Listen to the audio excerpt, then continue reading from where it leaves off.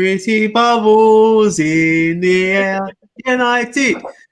Hello, everyone, and welcome back to another edition of West Ham Fan TV's Friday Night Pint Show. We are back. It's Friday night. Graham, Scott, are you ready? Yes, mate. Most definitely. Graham, what are you drinking? You're having phone troubles tonight, mate. Explain. What's going on? I am. Well, Scott was trying to talk me through it, but it's just not happening.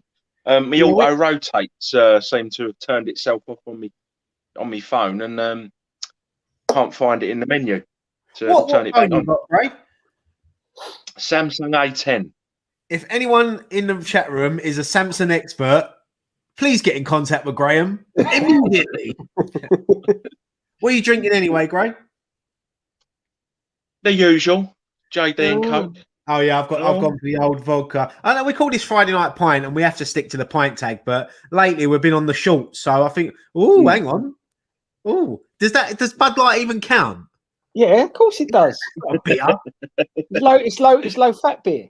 Is that a beer? Yeah, well, hang on. I've got to finish with Diet Coke first, and then we've got low fat beer. The Diet Coke, then go your Bud Light. And you're basically on a diet beer. Yeah. Anyway. I've just had a pizza, give me. You had a pizza, now you're on a Diet Coke. Balanced diet, that is. I like it. It's like when you have you have a couple of Big Macs, you go, I'll have an apple now just to balance it out a bit. That's what you've got to do. Basically the equivalent of that. But even if everyone in the chat, let us know where you're watching us from on this Friday night. Yeah, all right, how we start? Let's start. Someone's mentioned about me Barnet. Now I've got to really get into this because I'm struggling, and I've actually ordered some hair clippers, and I'm going to cut it tomorrow myself because I can't wait another 4 weeks for that hairdresser to open. Look at the sideburns. I'm looking like Prime Rock, like not even Rock. I am looking like Elvis just before he fucking killed over. Anyway, you had a good week. You had a good week, Graham, Scott. Yeah, not too bad, mate. I know Scott's been busy because every time I speak to him, he's moaning about being busy. So, he ain't stopped going on, is he? Joe, what? This week's been absolutely mental. Absolutely mental. It ain't helped with the epoxy traffic up London as well. Can I just say, Scott? Right? Scott never swears on. Hardly ever swears. I was on the phone to him earlier, right, while he was stuck in traffic. I've never heard such language in all my life. Well, we don't swear on this show, Scott. So it would have made a docker blush. I've seen a couple of people asking where Nicky is tonight. He's not going to be with us tonight. He was at a family funeral today, so our thoughts are with him and his family today. Tough time at the moment, but the big man will be back. Well, I say big man now; he's half a man now, but he'll be back for what we do. Arsenal on Sunday for the watch along and post-match play and all that. So great. Dan's having problems with his computer as well, so he might join us at some point. You might get a mystery appearance from young Daniel Lawless. Everyone's having trouble today. Everyone's having trouble with their. Scott's having trouble with the traffic. You're having trouble with your phone. I'm having trouble with me Barnet. Fucking, I swore. Anyway, I'll tell you what, right? They talked about Merry Christmas, right? Hey? Someone said Merry Christmas. Philip said Merry Christmas. Merry Christmas. Yeah, talking about my traffic trouble, right? Anyone that tries to get from South London to North London via Tower Bridge, just it's been murder, absolute murder. All due to TfL making the bus lanes longer and changing the syncing of the traffic lights just to make more money. It's a joke. But yeah, that's my rent. That's basically what I was saying to Graham, but not as nicely as I put it there. Yeah, don't start them off again. I've heard it today already. and just me. We've got a few topics we're going to talk about tonight. We're getting the chat involved in a minute. We'll take some of your comments, but we're going to start off with a bit of positive news tonight. Jesse Lingard back in the England squad, joining his fellow teammate Declan Rice. Shows how hard he's worked, shows how well he's done. I know Gareth Southgate said he was a bit lucky because of injuries, but I think it's well deserved. And it shows that you don't have to play for the bigger clubs to get in the England squad under Gareth Southgate. So what's your thoughts on old Jay Lings getting back in the old England's squad? Well, I think on the performances since he's come to us, it's fully deserved. He's been one of our best players. Well, he scored four goals in six appearances. We missed him massively last week against United. He can't play, but David Moyes has come out and said today that he's looked sharp in training. He's buzzing for Sunday, which is what we want to hear. And it's massive. It's nice to have a couple of West Ham players. I can't remember the last time we had two sort of West Ham players in the England squad. It's been a long time, isn't it? It's been a few seasons. Antonio and Chris. We all know what happens when you get 3 West Ham players in the England squad, don't we? Eh? Yeah, they all get injured. The thing is, he fully deserves it.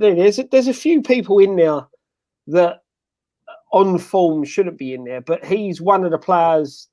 You can't really think of many players that have hit the ground running since he's come to us. He's made a massive impact in the way we play. He's added that extra dynamic to the squad, and that showed. I thought it showed quite a bit where he was missing against for the United game, and it's fully deserved. He deserves to be in there. As I said, there's players there who don't deserve to be in there, and they're still getting called up. Hang on. I like this comment. Ryan, I'm surprised COVID's lasted this long on account as it's made in China. That's a good one. I like that one. It's true. Go on, Scott. That's how you got to look at it. On current form, he has to be one of the informed English players at the moment. When you look at it, like you said, come in 6 games, 4 goals. He's made an absolute difference to the side. It's given us that extra bit of spark. So he fully deserves to be in there. Yeah, I mean, look, Eric Dyer's in the squad. I don't know how he's in the squad. He hasn't started for Tottenham in the last 5 games, and I mean. Yeah, it's just Dyer is Dyer. But that's true. Creswell was in for a shout. Dawson was even in for a shout of maybe getting in. I know Antonio said that he's switched to Jamaica, but I thought, he could have had a shot of getting in the England squad. He offers something different, but he's gone down that route, and good luck to him. But yeah, I just feel with Antonio, I don't think he gets ahead of some of the players that are in there. No, but he's a different option, isn't he? He's a different option to bring on, and he's versatile. He can play anywhere. If Pickford picks up an injury, he can go and go. The thing is, I'm with you. To be honest, he probably would. He probably would if you asked him. That's it. Anything. One of your own, Ray. One of your own. But that's it. It's just. You look at the form Creswell's been in this season, and Dawson as well since he's come into the side. And I sort of understand Dawson not getting picked because he probably doesn't. Southgate likes to play from the back, and Dawson, we do that, but Southgate wants people who are a lot more comfortable on the ball. That's how I see it. But Harry puts Dyer in, as I said. I know. It's especially when you look at the form and you look at the form Creswell's been in, playing in that back 3, Dawson's been in, and he's picking Dyer over the top of players like that. It's a bit favouritism, if you ask me. Graham. Yes, mate. 62, 82, 106. What's special about them 3 numbers? 62, 82, 106. Go on. Scott? 62, 82, 106. I'm going goals scored. Time goals have scored. Now the time of the goals that were scored against Spurs last night when they got knocked out of the Europa League. What?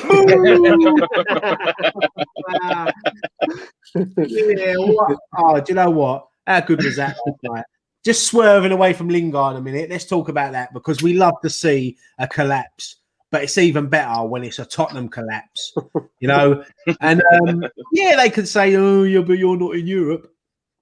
Nor are you, sunshine. Nor are you. What was it? Trophy Mourinho, what was they calling him?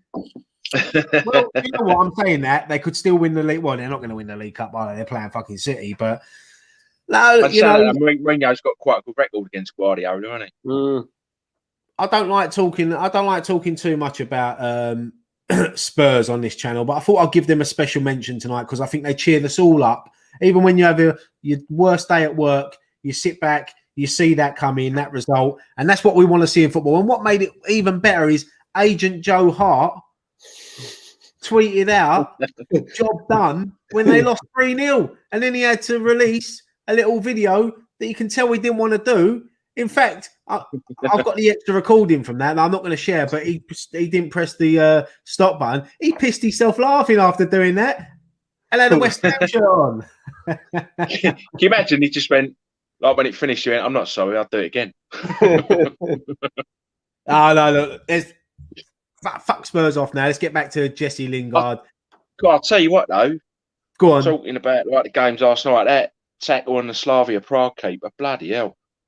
Yeah, a bit naughty that, but then I think Slavia Prague have been a bit naughty as well with the racism that's gone on apparently. So it's another dark day for football, especially with everything that's been going on. You know, they're taking the knee and all that, and things like that happen. And you know, we don't want to see that in football. But yeah, it was a dreadful challenge on the goalkeeper as well. So, but they go on, they play Arsenal in the next round, so that'd be a good game. Yeah.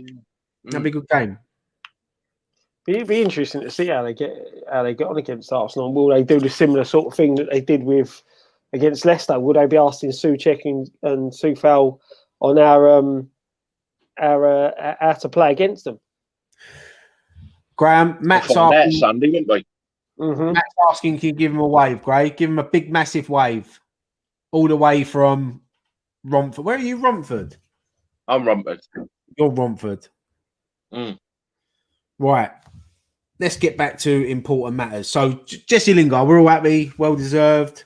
Let's get your thoughts in the comments below. Let's start reading out some comments. Scott, do you want to start bringing up some comments, mate, if you can? Oh, you always throw me with this, mate. Because That's right. Just take your time, mate. Pick and choose. Right, going back on the what we were saying about players getting picked. This one, I thought this. Moby Dick says picks Bellingham even though he cannot play. Why can't he play? Well, because the German players are not German clubs are not releasing players to go abroad.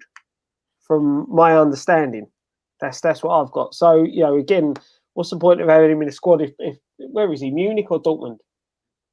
Dortmund.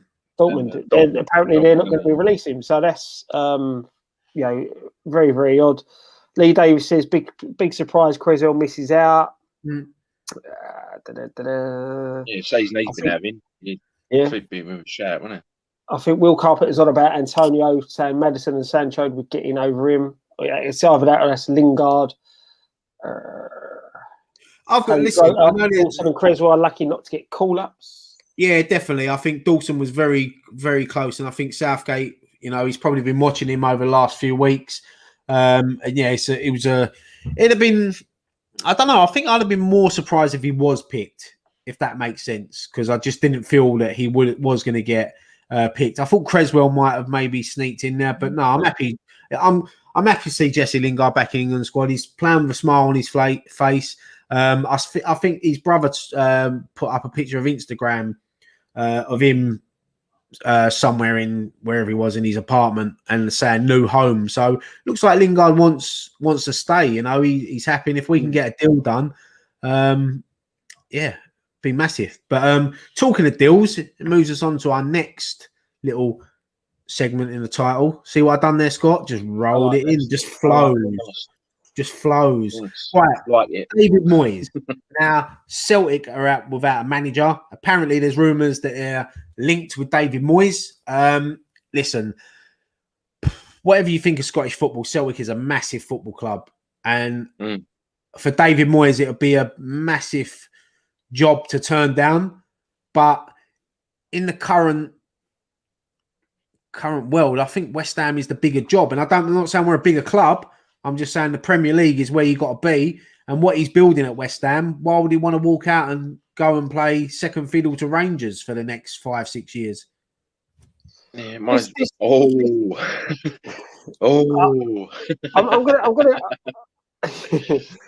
hold back a bit because you know, Pete, I think I upset a few people when I let my feelings be known on what I think of Scottish football. But You've got to say what you want, mate. It's Friday night. Put down the virtual boozer. You get it off your chest, mate. We're all here. Well, look, as we said before, that quality of that league is very, very poor. Now, Celtic, massive club, big history, but they're in a 2-team league. What Moyes is doing with us, he's got a chance to build. He's resurrecting his career. You go back 2-3 seasons ago, he wouldn't have even been mentioned for probably the Queen of the South job, let alone the Celtic job. So it's a testament to what he's done that that they want him to come there and take over. But as I said, I'm with you, right? I don't get why you'd want to go there. There's no. The league is. But nothing. The thing is if he goes there, it's going to be Champions League every year. He's going to get to pit his wits against. But is he? But this is the thing. He's going there with a team at the moment that are playing second fiddle to Rangers. They're not playing well. What's to say they're actually going to get through and get into the Champions League? Graham, what you got to remember, mate? If we get the results go our way in the next 10 games, he'll be taking West Ham to the Champions League. He could well do, yes. And I still stick by what I said before about it. I think he's waiting to see where we finish and to see what them two upstairs offer him, and whether he's going to be back. If I was chairman, I'd be saying to him now, like, what do you want? From what he's done this year, I think they should be sort of discussing it now. I think that with David Moyes, I can understand why I've seen a few comments in there that not wanting David Moyes, and I can understand he doesn't do himself any justice when you see the performances that he done against United and that, and he needs to get that sort of out of his game. If he ever wants a challenge at the right end of the table to try to break into Europe, you got to take it against these teams. We said it for the Man United game. We should have started Ben Rama and Lanzini and had a right go here. As I said, we're not in a relegation battle. We could have really gone for it. If we go out and we lose 2 or 3-0, you hold your hands up. You think, all right, well, at least we went for it though, and we've lost with our heads held high. But he just wanted to sit back and try to nick the point. The thing is, we've played games before where we've tried to nullify the opposition, and for me, United's a game where we shouldn't be trying to nullify them. We should be taking the game to them. He took the game to City, and he's proved he does that when he wants to. He can take it to the big teams. Yeah, and with United's more of a team than City that you should be taking the game to, because City are a lot better organised defensively than what United are. We made United look so good defensively, and they're not that great. They've got Harry Maguire, who's totally overrated. You put that guy under pressure and he crumbles. And we didn't put him under no pressure at all because we sat so deep. Picking Noble in the starting 11 was completely wrong. And that's the problem with him.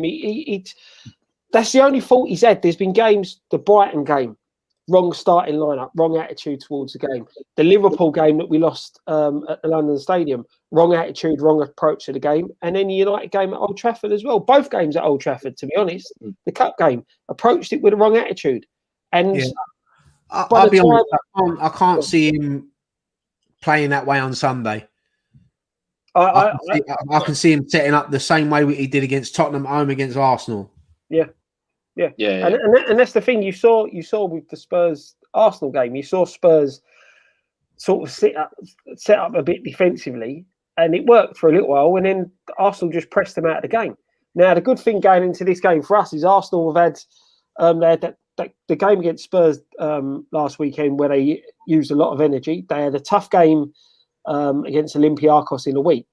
So we've just got a bit of European hangover. But the Arsenal games always worry me, and especially the fact that we lost last week to United. It's as we were saying earlier, wasn't it? Last 4 or 5 times we've absolutely matched them, if not played them off the park at times, and we've ended up with nothing.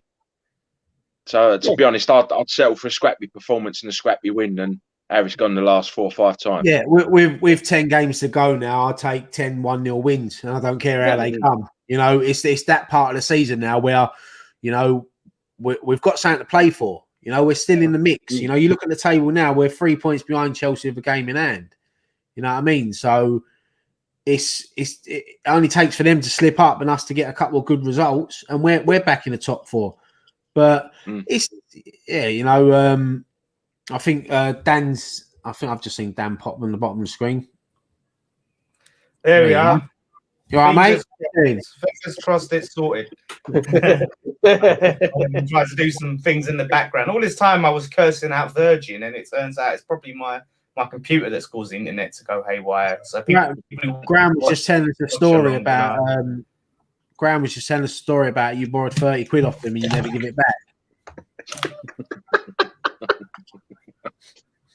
Really? Yeah. When was that? In the Langthorn about 2 years ago, but Graham's just kept it to himself. But he was telling us. I said, "Well, you got to ask him for it, Gray. I can get them get away." I think Dan had a cup. I think Dan had a couple of San Miguel's when everyone else had a Carlsberg, and it all got a bit, you know. It's all right. It's all right, Gray. We're here for you, mate. We need to talk about this. Dan's frozen in the best position ever. Dan, you're frozen. Dan's just keep that image all right. Listen. He's back. He's back. It's doing it again. I'm coming in on my phone. There's 2 Dans now. He's coming in somewhere else. Hold on, here he is. Let me just bloody do it on my phone. It's too many I Dans. fixed it, but apparently not. But yeah, Graham, listen. Basically, talk to my solicitor, and we can go from there, mate. I'll get my people to talk to your people. Dan will sort it out. Oh, well, we've got a photo. Right, here we are. Right, I'm set up. I'm good to go. There we go. I'll put my headphones in. Sorry about this. It's not sorted yet, the problem, clearly. I need to sort this out before the watch along on Saturday. I'll tell you what, let's get rid of this banner so we can see everyone. Can you hear me? Yeah, we can hear you, mate. You're all good. There you go. There, it's lovely jubbly. At least Dan's auto rotates working. Yeah, yours. What are you listening? You need a new phone, Greg. Honestly, I've only had it about 18 months now. Well, you got 3210.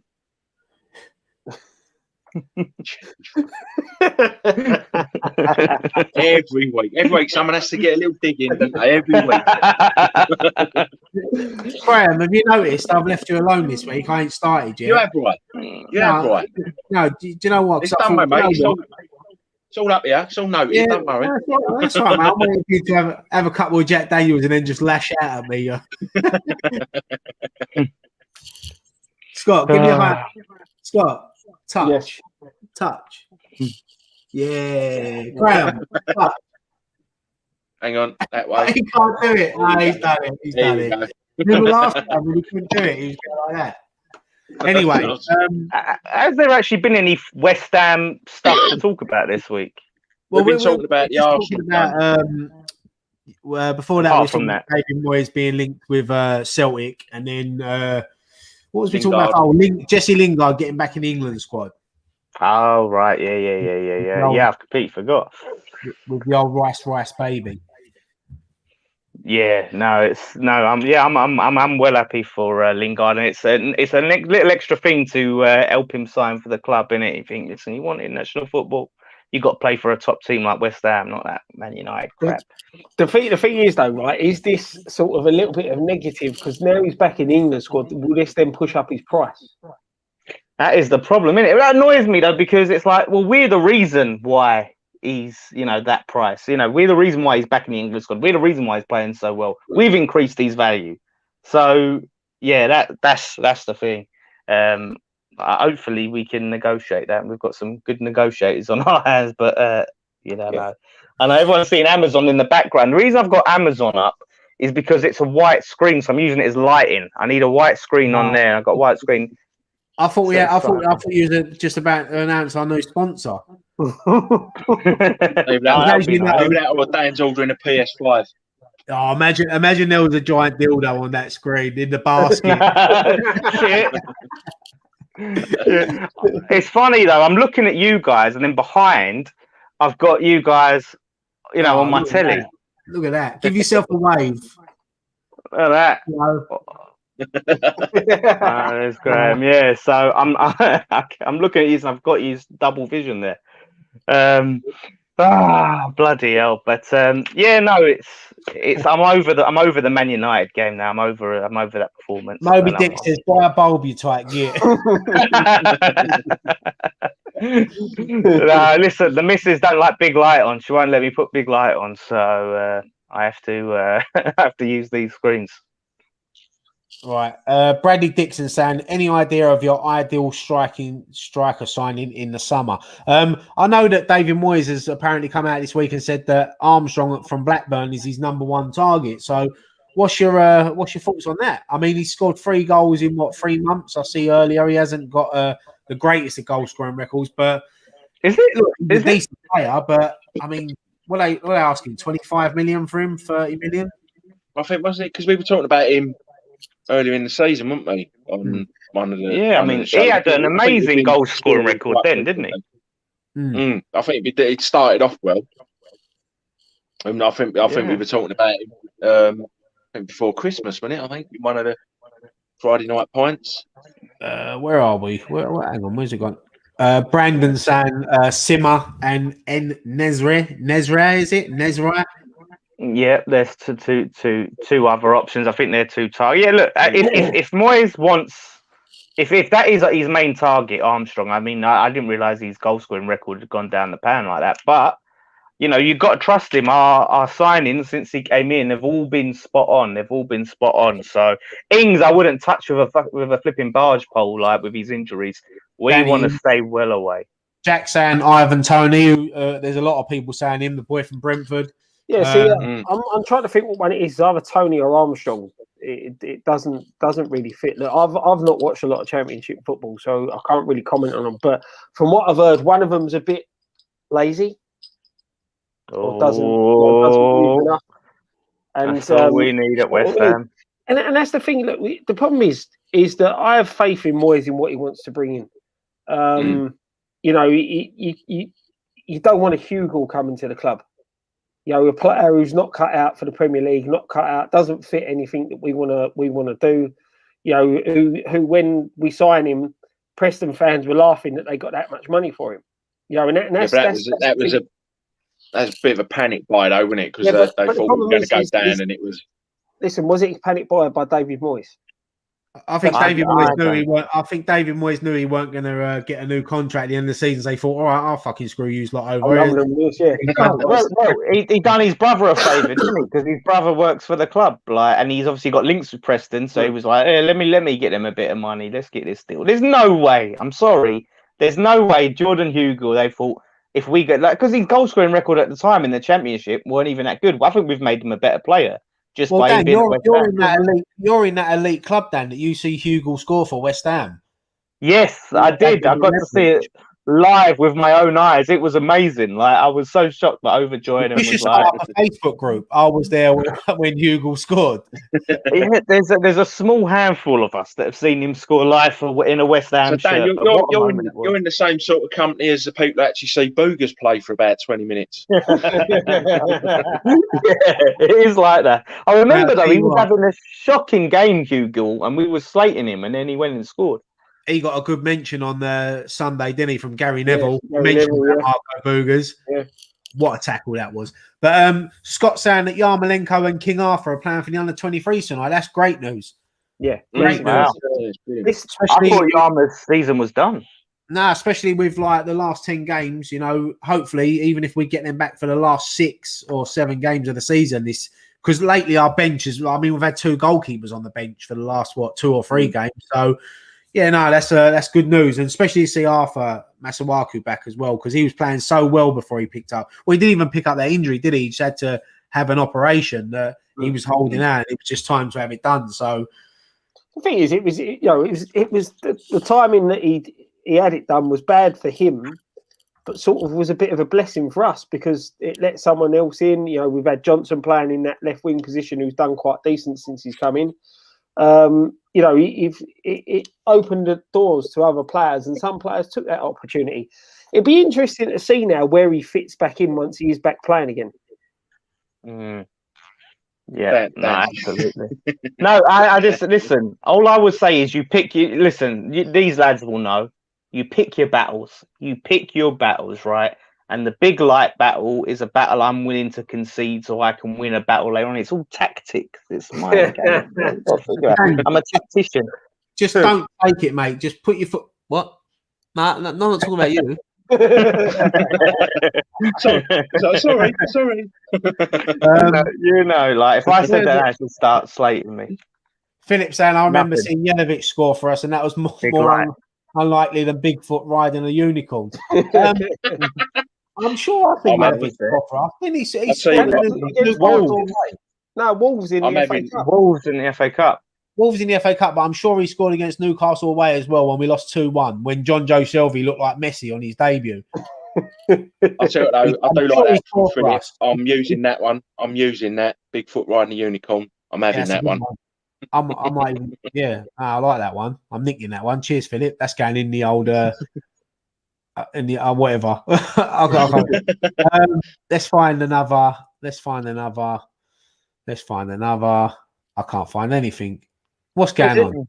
We're going back. Mark Brown saying I was at Upton Park watching on a dodgy screen when Boogers didn't carry them. Do you remember them? We used to go to Upton Park to watch the away game. Yeah. What was he?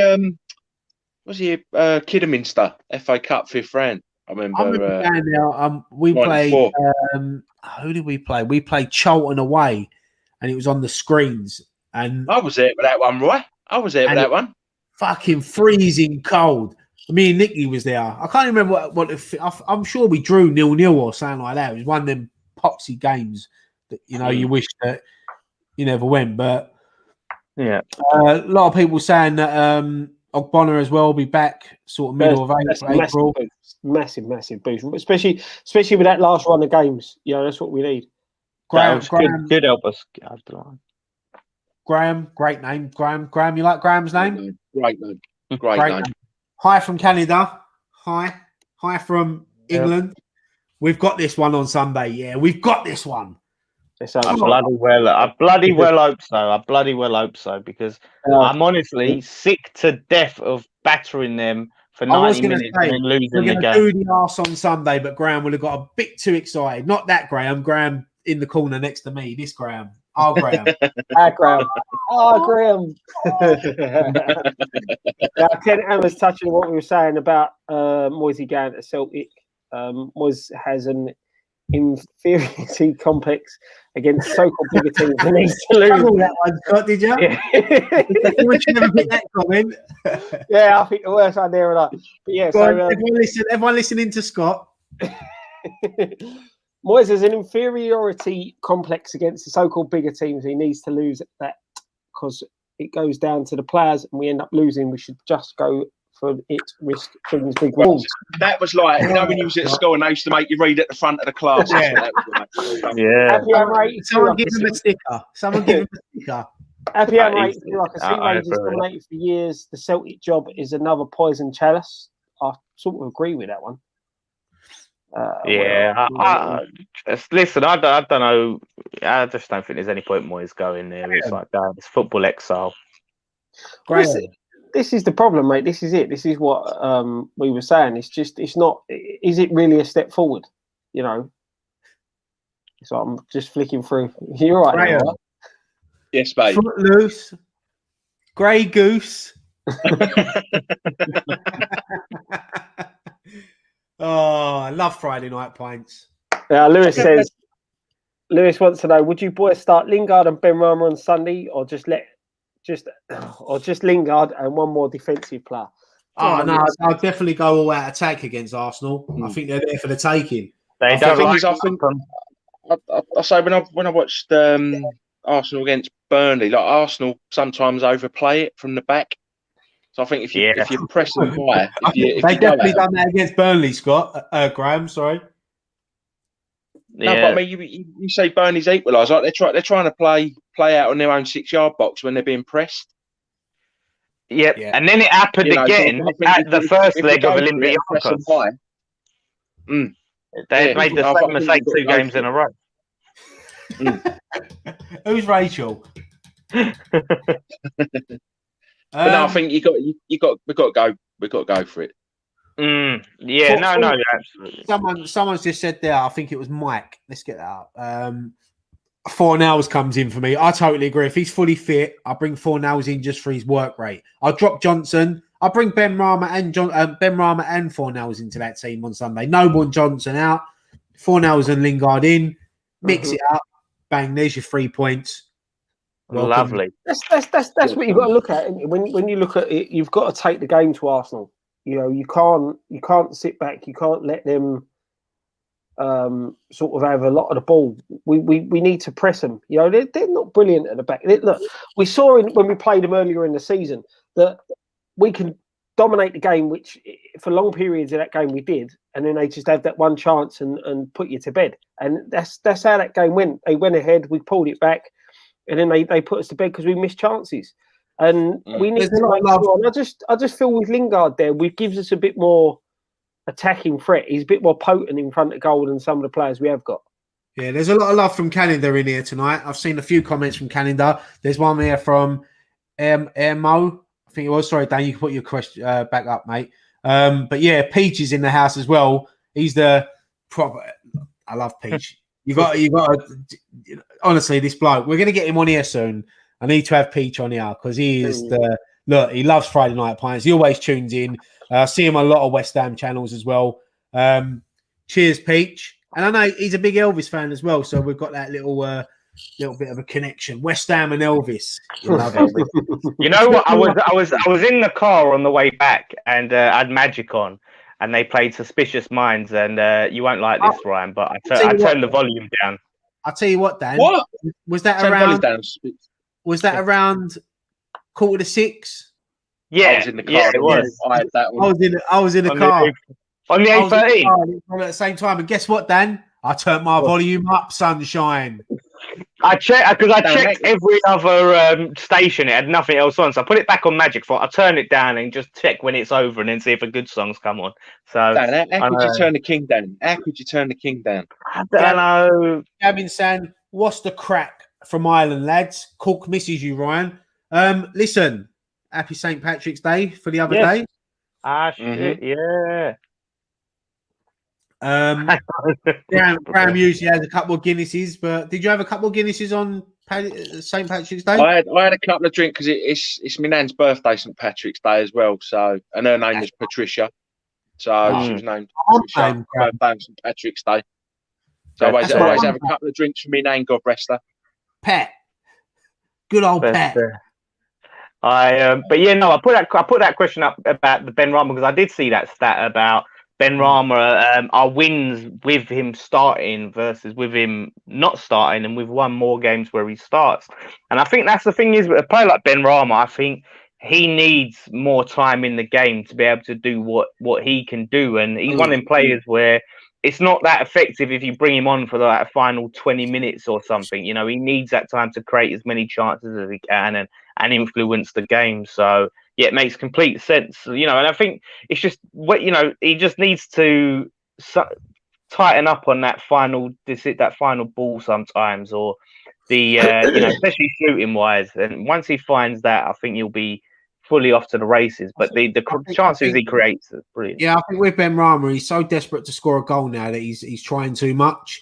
He's over trying, and he's sort of as soon as he gets on the edge of that box now, all he's looking to do is have a shot, which is good. But sometimes there's been options where he could have laid someone in. But look, I like Ben Rama. I'm a big fan of him. I think he's settling into the team now. I think once he gets his first goal, I think you'll see him go on a little run of getting a few goals for West Ham. Yeah, absolutely. He'll probably get a few more assists and all because he won't be so desperate to get that first goal. The thing is, I think what keeps him out is I still don't think Moyes is convinced he's got the work rate. You know, the work rate that Moyes demands of the players. I still think that he. I don't see how he don't see that though, because I think he has shown work rate. You know, he's shown work rate. But you saw when he come against United, there was a few times he was tracking back and he was jogging. You know, times when if he put in a full sprint, he'd probably get there. He was jogging, and I can see Moyes is the type of manager that looks at them sort of things. You know, and for me, Ben Rama should start because I feel that he because of his attacking threat, he puts that doubt in other teams' minds that they've got to worry about him. Do you know what I mean? He can be a threat. He's got quick feet. He can pick a pass. And the fact, the way him and Lingard can link up as well will cause teams problems. So I'd fully want to see him start against Arsenal. But I just think that is what the key thing for Moyes. When Moyes looks at players, he looks about what they do off the ball. And I just feel sometimes Benrahma doesn't do enough off the ball. And that's why Moyes seems to drop him a bit. If you get what I mean. Aiden's asking, are we going to be doing any videos with AFTV? I think Nicky usually does a sort of preview of Robbie, so I don't know if that's something that's coming up over the... He told me he was filming one today, so I don't know if he's done that. And that's in the I know he always does. So we're not playing till Sunday, so he might have something coming out tomorrow. But we usually do things with AFTV. We love the boys over there. Sam said, evening lads, what we thinking of Bowen this season? Love the Friday night pints. I'm on the Henry Whetstone's irons. Come on, you irons. Thank you very much, Sam. Thank you for the contribution. Oh yeah, sorry, I forgot to say you donated $4.99. Sorry. Sam. No, honestly, if I can sum up my feelings on Bowen this season in a sound, it would be that it's. I don't know. He's had a bit of a dip, but happens to the best. It's a shame because we know there's a good player in there. We see it last season, but he like that Man United game. I think typified Bowen this season, especially obviously to the latter half of the season. I thought he was better at the first half of the season, but that Man United game, some of the balls he was putting in was just awful. And it's not that he still works hard, but it's just the quality hasn't been there a lot of the times, or the decision making, and sometimes where he's been selfish where he should have passed it. And it's been obviously disappointing because of the standard he set. Yeah, I don't think he's selfish. I think I've said this before with Bowen, his decision making lets him down. Same as 4-0. Sometimes their decision making does let him down. And I think Bowen is probably suffering a bit of lack of confidence. He needs one good performance, and then I think it will spearhead him for the rest of the season. But it doesn't help as well when you look at Moyes. I think Bowen's the most sub player in the Premier League. Yeah. And that's what I said a few weeks ago. I said about Bowen, I feel sorry for him because he must get to 60 minutes, 65 minutes, and he knows when he sees someone warming up, he's coming off. So, but then again, he should go into that game thinking, right, I'm going to show Moyes why he's not bringing me off today. And I think he's lacking a bit of confidence. But I always find when you've got Bowen on the pitch that something can happen. He's one of them players, but. Guys saying these are the stats for Benrahma: 12 games, 1-9, draw 9, lost 2, 75% win rate. This shows he has a clear impact on the team. Yeah, it does. And as I said, I'd like to see him start against Arsenal. I'll be back in 2 seconds, boys. Just hold on. Listen, I need to. Yeah, look, my mum said this, right, and I'm gonna show Mum why she's wrong, right? She said I need to shave. And then Leanne says Dan looks like a sexy bald Guy Fawkes. Love the new facial hair. So do I go with Leanne or do I go with my mum's opinion? I don't know. The thing is, I've always had something there and something there. I guess I've grown a bit thicker, but I just decided to grow there for the fun of it, because I've had the same look for flipping like 12 years now or something. Since I've lost my hair, I've always had that same look. So I thought, let's mix it up. So listen, Mum, the people have spoken, so you're outvoted. Oh no, like a pirate. Dan, that's going to make Christmas awkward. Yeah. Eat your sprouts and shave your beard. She's typical. Mums never like their sons, do they? To have like anytime you grow in facial, you need a shave, son. They want you to look like how you used to look. My mum always, if I like, because I'll be honest, I hate shaving. I hate it. And my mum always goes, "Oh, let yourself go. What are you doing?" yeah, that's it. It's funny actually. Nicky will grow a beard, but I'm the only one here with the facial hair guy. Like, you guys are all clean shaven. I've never seen Ryan with anything close to a beard. Yeah, I don't. To be fair, I'm not. I'll be honest. It'd probably take me a long time to grow a beard. but that's because I've always sort of not shave it off. I just trim it like and keep it short. I'll be honest, I'll right? grow this in a day. This is as best as it gets for me, because it goes any longer, it's terrible. My beards are so patchy, so that's why I don't grow one. And now and then if I let it grow, I start looking like the old man. And jeez, she's roasted me. What's this? I look scruffy, you know. I've got too much grey in my beard, but I just like I'd stay shaving. Listen, get on to your other son now. His beard is something else, right? This is not scruffy. Get on to the other one. Right? Kane's saying I should go for a buzz cut. Yeah, do you know what? I definitely need an haircut. I ordered some clippers. They got delivered yesterday. So tomorrow I'm going to try to have a little trim up around the sides because it's the back. I'm growing a lot of mullet. My hair at the back has never been so long. It's literally like a mullet, and the sideburns are getting long. And yeah, I'm having a terrible time, Graham. Cheers, Sam, for backing it, by the way. Cheers, mate. Where is it? Matt says I'm in a mohawk. Hey, Lee Davis says Graham's growing an handlebar moustache. I'm up for that one. That's what you should do. I like to see that. I'll have a crack at that. No, I can picture Graham with a handlebar moustache and like one of them leather caps, like he's in the Village People or something. Frankie Goes to Hollywood music video. That's the challenge then, a handlebar moustache. Oh man. Scott, I'm just looking for that question that we got that you said to read out. I've got it. This is from David Mandiela. I think that's right, Mandiela. Sorry if I pronounced it wrong. He says He says when he comments. Hang on. What's going on here? Hang on. The father-in-law's in the house. So you got Dan's mum, you got my father-in-law. He offered to cut my hair. You took him up on it. I should have done. Hi, Steve. Father-in-law, everyone. Hello, Steve. Hello, Steve. Hang on. We was all there. Do you remember his dance moves on my stag night? Yeah, legendary. He wants to go back to Pop World. As soon as Pop World opened, he wants to go back. So that's let's do it. Let's do it.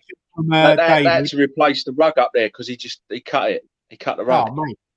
Honestly, snake heels. He slithered across the dance floor. Right, David says, "Hi, mate. Hope you're well. I wanted to ask you a question. Do you mind answering on tonight's show? What is your opinion on Arsenal and Tottenham fans being salty? Because this week I've heard a few Arsenal fans saying West Ham fans shouldn't be up there. Claude said West Ham. Obviously, Claude, who used to be on Arsenal Fan TV. Claude said West Ham shouldn't be up there with the squad they have. Do you call that arrogancy from the fans who support bigger clubs? I'm only asking the question because it never gets answered. Thanks. Sorry we miss your questions. We don't really mean to. It's just the questions pop up. But thank you so much for messaging us privately anyway. But yeah, there's two sort of questions. Well, let's break it down. I bet he ain't watching now, isn't it? We finally answered his question. I bet he ain't watching. No, he's watching. He said when he comments, because he comments through Facebook, and I've noticed tonight there ain't as many Facebook comments coming up. So I'm not sure whether there isn't that many people on Facebook tonight and everyone's coming through YouTube, but I'm getting a lot of YouTube. There are Facebook. There's normally a lot more. It's normally split between the two. So, but he said he does comment and it doesn't seem to come up, but I don't know what's going on with Facebook. But yeah, I mean, let's sort of break that question down. I mean, is there arrogancy from clubs like Arsenal, Chelsea, Tottenham that think that West Ham don't deserve to be up there? Yeah, of course it is. Of course, I'd say so. You've only got to look at Arsenal fans where they don't understand the fact that their club's going through a transition. And they believe that they should be in the top 4, the top 6, just because of the history that they've got. I don't buy the transition thing, Scott. To be honest, I don't buy it. I think Nicky was saying that, and I don't agree with the whole transition because it makes it look like if they're just going to get back up there, and this is the in between them being crap, but they could be there for what I mean. They could be the new Everton. That's it, but it's how long the transition lasts. That's the thing. But it is a transition. They had. Yeah, the thing is, under one manager. Do you call Everton a transition though? Since the last time there was a top club was the 80s, No. and so we're looking at. But That's Dan, what I mean. Like when they say like, "Oh, clubs don't," you think in the not too distant past, Man City were playing in the third tier. yeah, this deserve thing is now such a load they're of up there winning leagues, and Chelsea. Chelsea in the 80s and 90s were, especially in the 80s, Chelsea were a bit of a yo-yo club. Yeah. So Graham, your pauses throw me off, Graham. It swings and roundabouts, doesn't it? Eh? I said your pauses throw me off. When you say something, right, you take a pause that looks like you're finished talking, and then someone will be like, and then you always take that pause, and it's very misleading. Just pause into breath. Yeah. No, but I mean, football goes through periods, doesn't it, where certain clubs will have a dominance, and then the next cycle comes in, and then a few newer clubs will come into that cycle of clubs that dominate. Yeah, it is a cycle where teams go, but just I don't think it's all fans. I think people will know the game properly and will appreciate the job that is happening at our club. Whether we deserve to be there or not, we've got a thin squad. Leicester, you look at Leicester. Leicester haven't got a massive squad. Are they overachieving? Do they deserve to be up there? Of course they do. Because at the end of the day, all that matters is how many points you've got on the board. That's it. When you look at Arsenal, I mean, I think Arsenal are lucky that there's no fans at games, because Arteta, they finished 10th last season, if I'm right. Eighth, and they're currently 10th now. Yes, I know they won the FA Cup last season, but is that good enough for Arsenal Football Club? But that's the thing, right? You're sitting there saying, is winning a trophy good enough for a football club? No, I mean the league positions. Yeah, but Arsenal have always won cup. They've won the record FA Cup. They've always had a good history in winning cups. But what I mean is, they can't. If they finish 10th this season, that's not good enough for Arsenal Football Club, is it? Yeah, look how they handed Wenger out, Scott. The thing is, Scott, you have to go by their own expectations of what they want, because Wenger was winning FA Cups. He was getting 4th spot regularly. Okay, his last season he got 5th, but he was doing that, right? So they've handed him out because that's not good enough. But now all of a sudden we're supposed to believe that Arteta is one of the best managers in the league because he won an FA Cup and finished 8th and is now 10th. But that's dreadful for them. That's not progression. They wanted to progress from Wenger, but they're going the opposite direction from what they want. They tried to go down the route of Unai Emery, didn't they? And they handed him out. Yeah, and he finished 5th and got to a Europa League final. I know. But you've got to look at. I'll use United as an example. They had so much success under Alex Ferguson.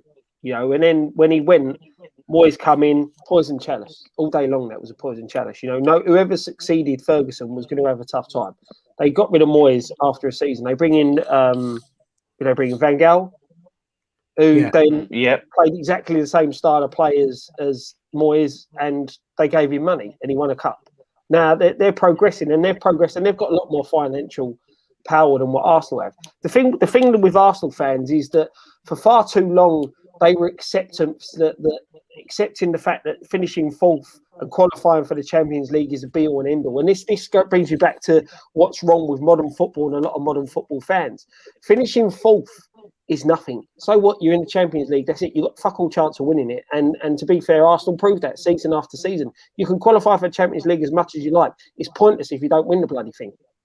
And the only thing with qualifying for the Champions League is it attracts bigger players. But I see an interview that Paul Merson done with Robbie, and he was bang on what he said. He said, listen, when they was at Highbury, they had Bergkamp, Vieira, Petit, Henry. They had a whole team of world-class players. He said, they've moved to the Emirates. You look at their team now, they haven't got any world-class players in their team. No, they've got a lot of good players. And that was the progression. So they had that at Highbury.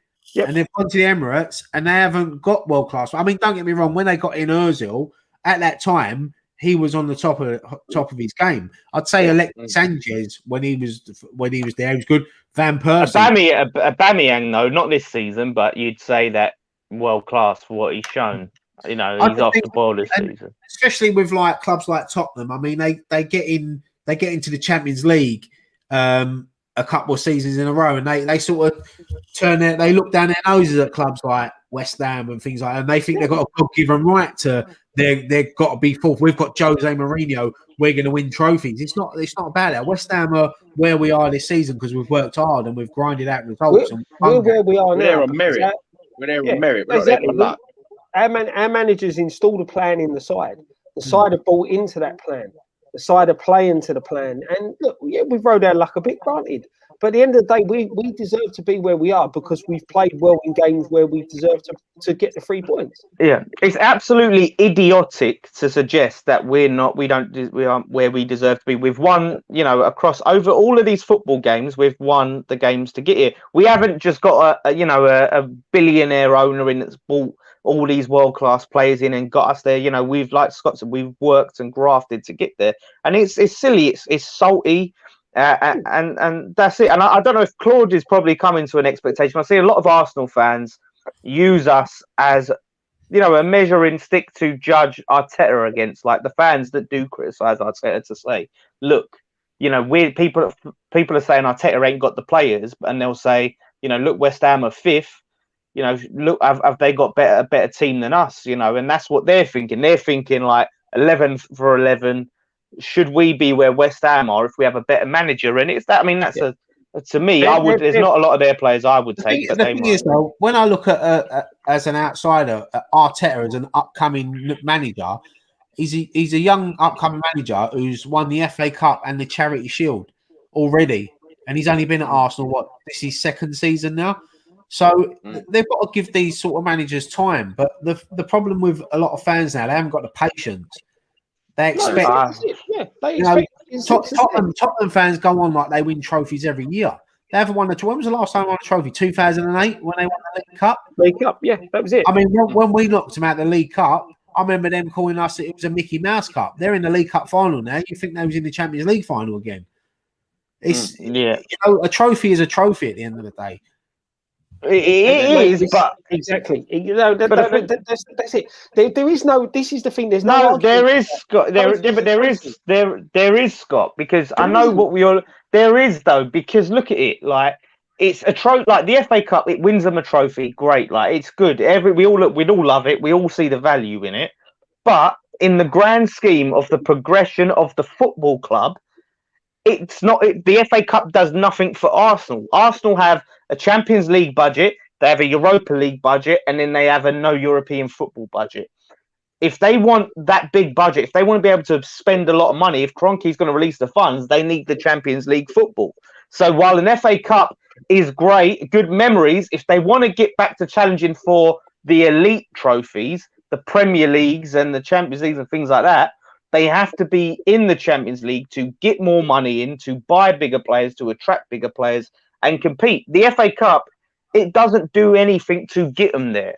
And Arteta, you know, I don't think he should be learning on the job at Arsenal, doing his work experience there. Like he should be grinding out at a club with lower expectations. They should have went and got in a top quality manager. I honestly don't think he is the guy, and I think he gets let off because he is a young manager. A lot of football fans have this romantic idea of about getting a young manager, you know, whether it's an Eddie Howe or a Frank Lampard. Like everyone wants the young manager, and it, you know, a lot of the time it just don't work out. These young managers just don't work out and don't live up to it, and that's why you need experience. But then you get opportunities where young managers do work out. Look at Rangers. Rangers have been shocking for God knows how long.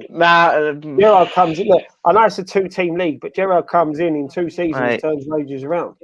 Let's look at it by the Premier League though. Let's look at it by the Premier League. Right? How many times AVB that didn't work out? Tim Sherwood didn't work out. Like I'm not saying young managers can't work out. What I'm saying is people get this romantic idea of having a young manager. People want a young manager just because they're young and not by anything they've done on their CV. And that's why Arteta gets a lot of let off because he's young. The problem is it's because of this modern day football of finishing in the Champions League spot, finishing 4th is the be all and end all. It's 4th. It's 4th. It's 4th. The thing is, Dave, you said you went the 3rd worst team in the league. Or the what does it get you, mate? You said Arsenal want to be in the elite competition, all that. Like they qualified for Champions League however many years on the spin. Yeah, they got to one final, and they've never looked like getting to another final. But look what that got them. Look at the players. But look at the players. You think if they just won an FA Cup and wasn't in the Champions League, you think they would have got Ozil? You think they would have got Alexis Sanchez? You think they could have spent that money? The fact that they finished it. No, wait. The fact that Wenger finished in the top 4 for consistently as he did kept that club afloat after they moved to the Emirates, right? They moved to the Emirates and spent a lot of money, and that Champions League money every season kept them going, kept them ticking, and kept them signing players, right? And that can't be overstated. So looking at the future of the club, if they want to try and progress, they need that money. They need that visibility, not just for obviously all the TV games and all that. And they're finishing 4th every year is not. It's just balancing the books, isn't it? No, but it's not challenging. Finishing 4th every year is put them in the position that they're in. Look when they got a manager in, when they got Wenger in. Yeah, they weren't Champions League football every season there, or European Cup football every season. Then when it was there, they was up there and about. Yeah, that's it. But that's what I'm saying. Still a top club, and they built a good side. There's no different to what we're sort of doing now. We're building a good. But you can't. Yeah, but nowadays, right? And we have done it quite well on the cheap. But nowadays, building a good side, and especially for a club like Arsenal, if you're Arsenal and you want to sign a player, people want that. They're going to ask you for a lot of money. So it's just a different standard now. And to go from winning an FA Cup and finishing 10th, you can't go from that to challenging for the league. There needs progression. They can't just jump from here to there, and winning an FA Cup don't get them challenging for the titles. You've got to be finishing in that top 4, and it gets you closer and closer, and you're getting the money. And look, for West Ham, challenged for a title for 15, 16 years. No, but they ain't, because they've been nosediving. That's what they're doing. They need to go like that. And an FA Cup is you just getting in the Champions League every year gives you the money to. It does. No, but that's what. Whoa. What I'm saying is, it does. No, wait, listen. No, it does. It's progression. Don't mean, but it's not a given. It's not a guarantee, Graham. You can still sign shit players or have shit managers, but without that money and without, I mean, look, money. Look, we've shown what good recruitment can do, right? But it's not a guarantee. They need that. They need to be up in them spots if they want elite players. If they want to be competing with the likes of Man United's and Chelsea's, and that's where we don't judge Arsenal by our expectations. An FA Cup for us would be a dream. Scott always gets worked up about this FA Cup Champions League thing. Back to the original question, right? Is that why do they get so salty with the fact that we're above them? It's one thing only. They're just jealous because they're not there. It's big club mentality, isn't it? I mean, you look at the Man United fans. I mean, I watched the preview that it didn't go up, but what Nicky done with this two Man United fans, and it was like watching a fucking episode of Coronation Street. Like, and they're sitting outside the ground and they're slagging West Ham. And listen, we grew up in an era of when Manchester United dominated English football. Listen, that's not what it's about. I'm not sitting here like cheerleading for Arsenal. I'm happy to see him suffering. What I'm saying is it's an idea of, look, this is why the Champions League means a lot to a lot of teams and that. And it is wrong. The FA Cup, they should put more money in it. It should get you Champions League if you win it. It's the FA's fault for what they've done to the FA Cup. They've devalued it. The league's devalued it, and the big teams have devalued it. And it's a shame. And I would still love to win. The year Man United pulled out of it was the day the FA Cup started to go down in value. One of my really good mates is an Arsenal fan, and he's seen Arsenal win the FA Cup like 10, 11 times. And even when they won it last year, he said it meant just as much to him then as when he seen him win it the first time. So it just comes down to like, old school fans still appreciate the FA Cup. I mean, I think it's the media that have made the Champions League and top 4 is a lot more important.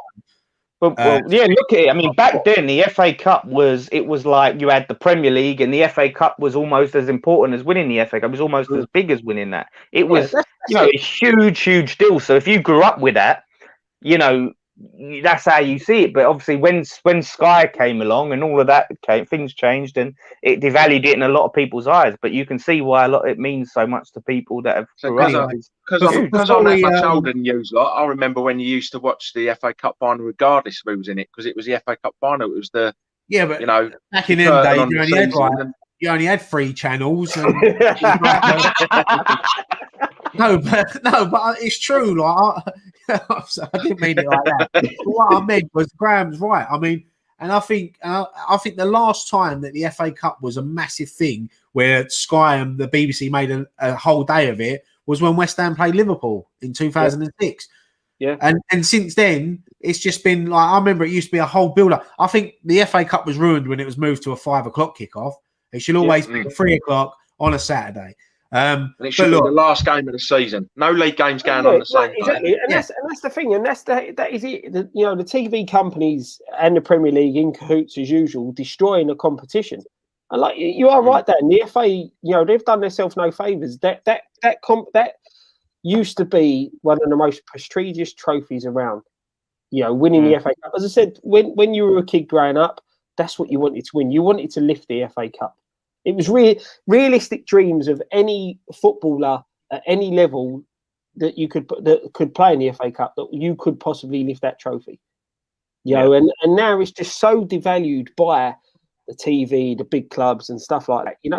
Even we rotate players in it, and it's pathetic. That club needs a lot. That cup needs a lot more. Why there's so much pressure staying in the Premier League, but a club like West Ham, like us this season, we're safe. We should have gone for it a bit more. But anyway, look, that's over.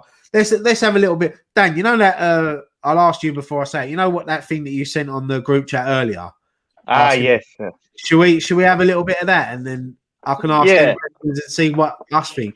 Right. So Dan sent us a question asking what you think. I don't know. Are you doing this for another channel or something? No.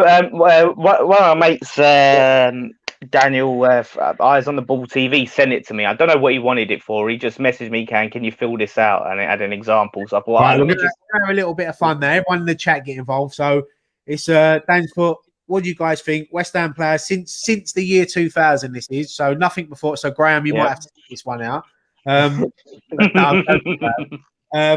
Right. Column 1 is your choice, and column 2 is a honourable mention. So, right, who is your best player since the year 2000? And then the honourable mention is someone that just missed out. Just missed out. Yeah, they're just there. I mean, I had it down, as you guys saw. I had the Canio as number 1, like the best player, and an honourable mention for Pint. That's what I had. See, I personally, I'd have it the other way around. I still think Pint is probably one of the best players we've ever seen grace our club. Yeah, I can see why people would put Pint over Di Canio, but I think I'd have to go Di Canio Pint. Payet for me was unbelievable, but Di Canio for me was a genius, and I just love his passion, and I think that's why he edges it for me. Yeah, both great. But listen, there's a few more players I could put in there, but I think we're only choosing 2 at the moment, so I'll have to go Di Canio and Payet. Graham? Yeah. No, I agree. I think Payet just blotted his copybook with his attitude, but. As Scott said, he also died down a little bit in the second season. To grace the pitch. But I think Di Canio, for we had him for a few seasons. He's done it over a longer period of time. Now, the second one, I think this is going to have a lot of debate on this one, because it's the best academy product since 2000. Now, Dan, you went Declan Rice. Yeah. And your second choice was Jermaine. Yes. Yeah, because obviously, look, we've had a lot of top quality prospects, but I counted them, if they got their debuts like sort of in the 90s, and they really came through in the 90s, like the Rios and the Lampards, I looked at them as 90s prospects. So that's why I went with those 2 players in terms of best quality. See, I'd have to go Declan Rice and Mark Noble for me, because obviously Mark Noble coming up next season, his 18th year. I'll have to go. Declan I'll Rice go. is unreal. You know, I couldn't. You see, I'm with you. I mean, I could have chucked Joe Cole in there, but I see Joe Cole more as he come through in the late '90s. So I'd probably put him in 2000. Yeah. He was in the first Oh, team. sorry. But yeah, I'd go Declan Rice and Noble. Oh, by the way, actually, I did put this up by accident, but he Dave May, he said, thank you for reading my question, lads. You said my second name wrong, but I forgive you. Mandalia, isn't it? Mandalia? Mandalia. Sorry, David. I didn't mean to, mate. But you got your question read out, so. Yeah, what guy? No, see, I'll probably go. I'll probably go the other way around, just because Noble's done it over an 18-year career for us so far. Yeah. I can't wait to hear Scott, Elliot Lee, and Poyet. No, see, it's you look at 2000s. You've got to be looking at Noble and Rice. You know, I think I'm with Graham in what he says there. Noble, you know, Rice is still learning. Rice has got the potential to be world class. You know, that boy will be something special.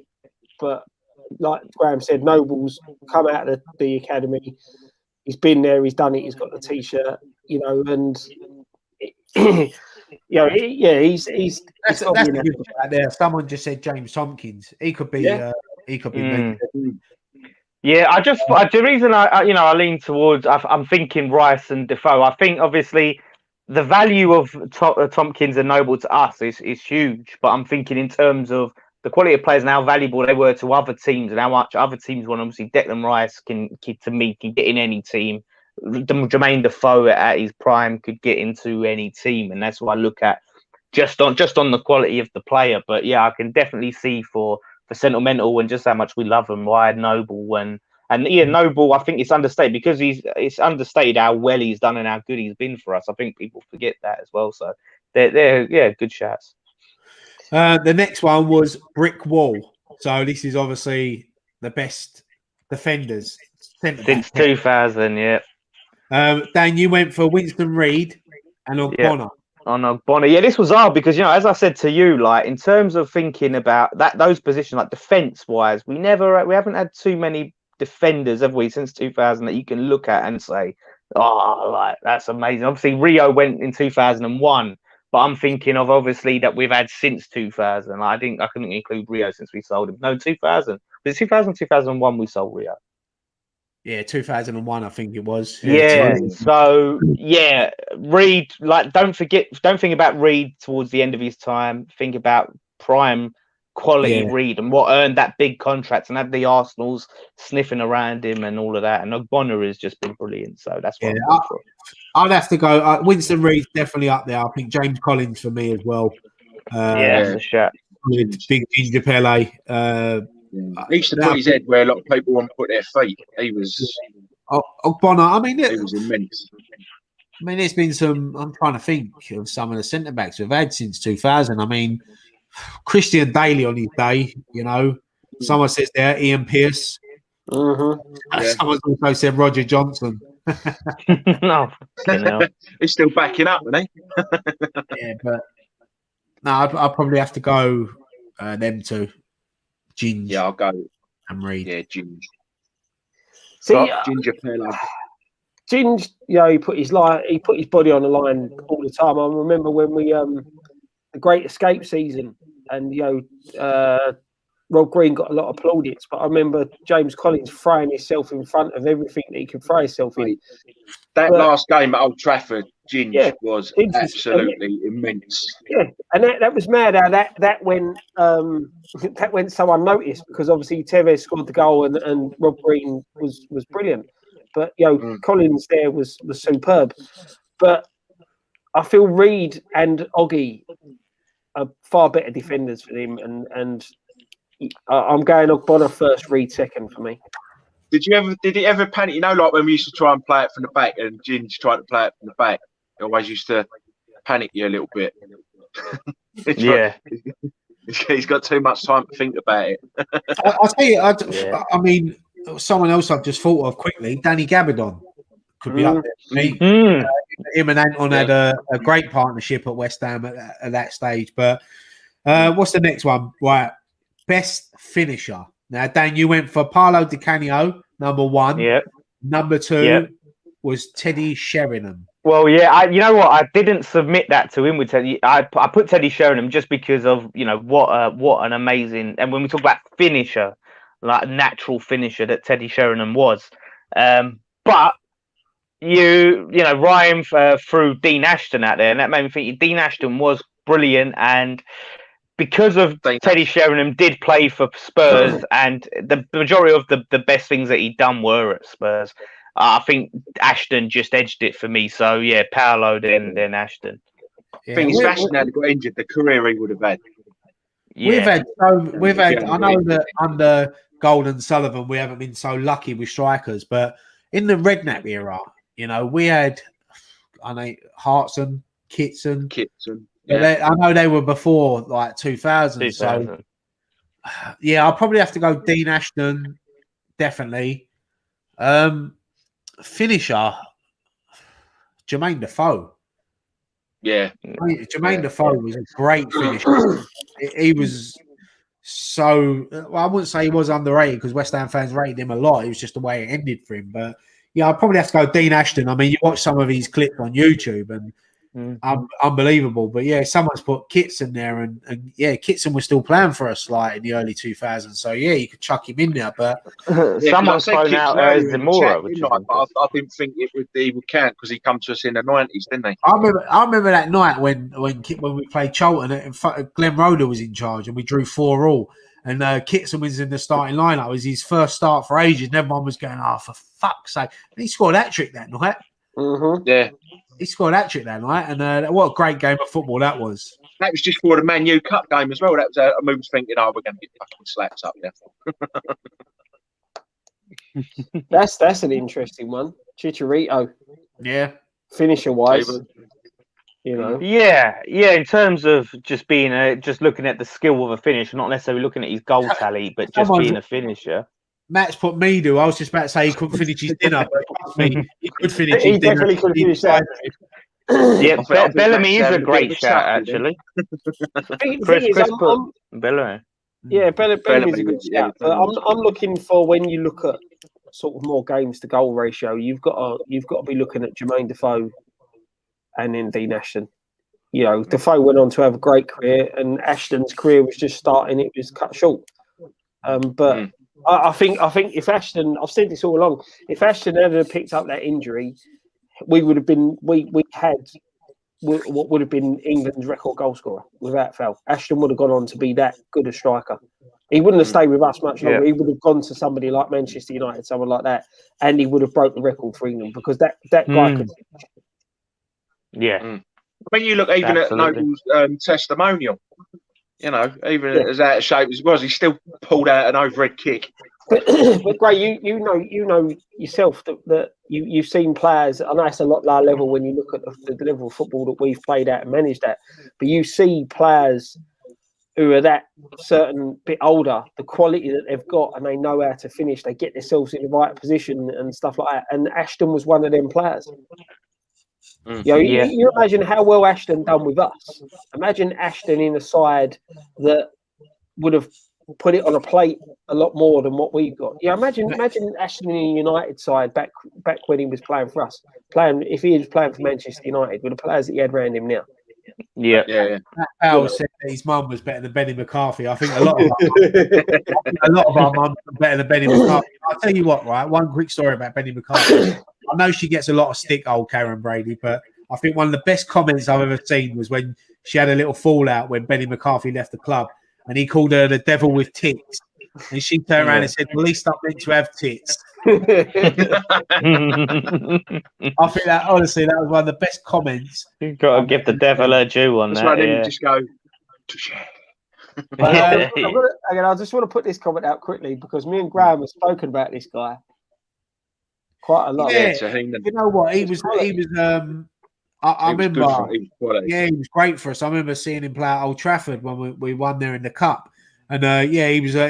Was he from Finland? Yeah, Finland. Yeah.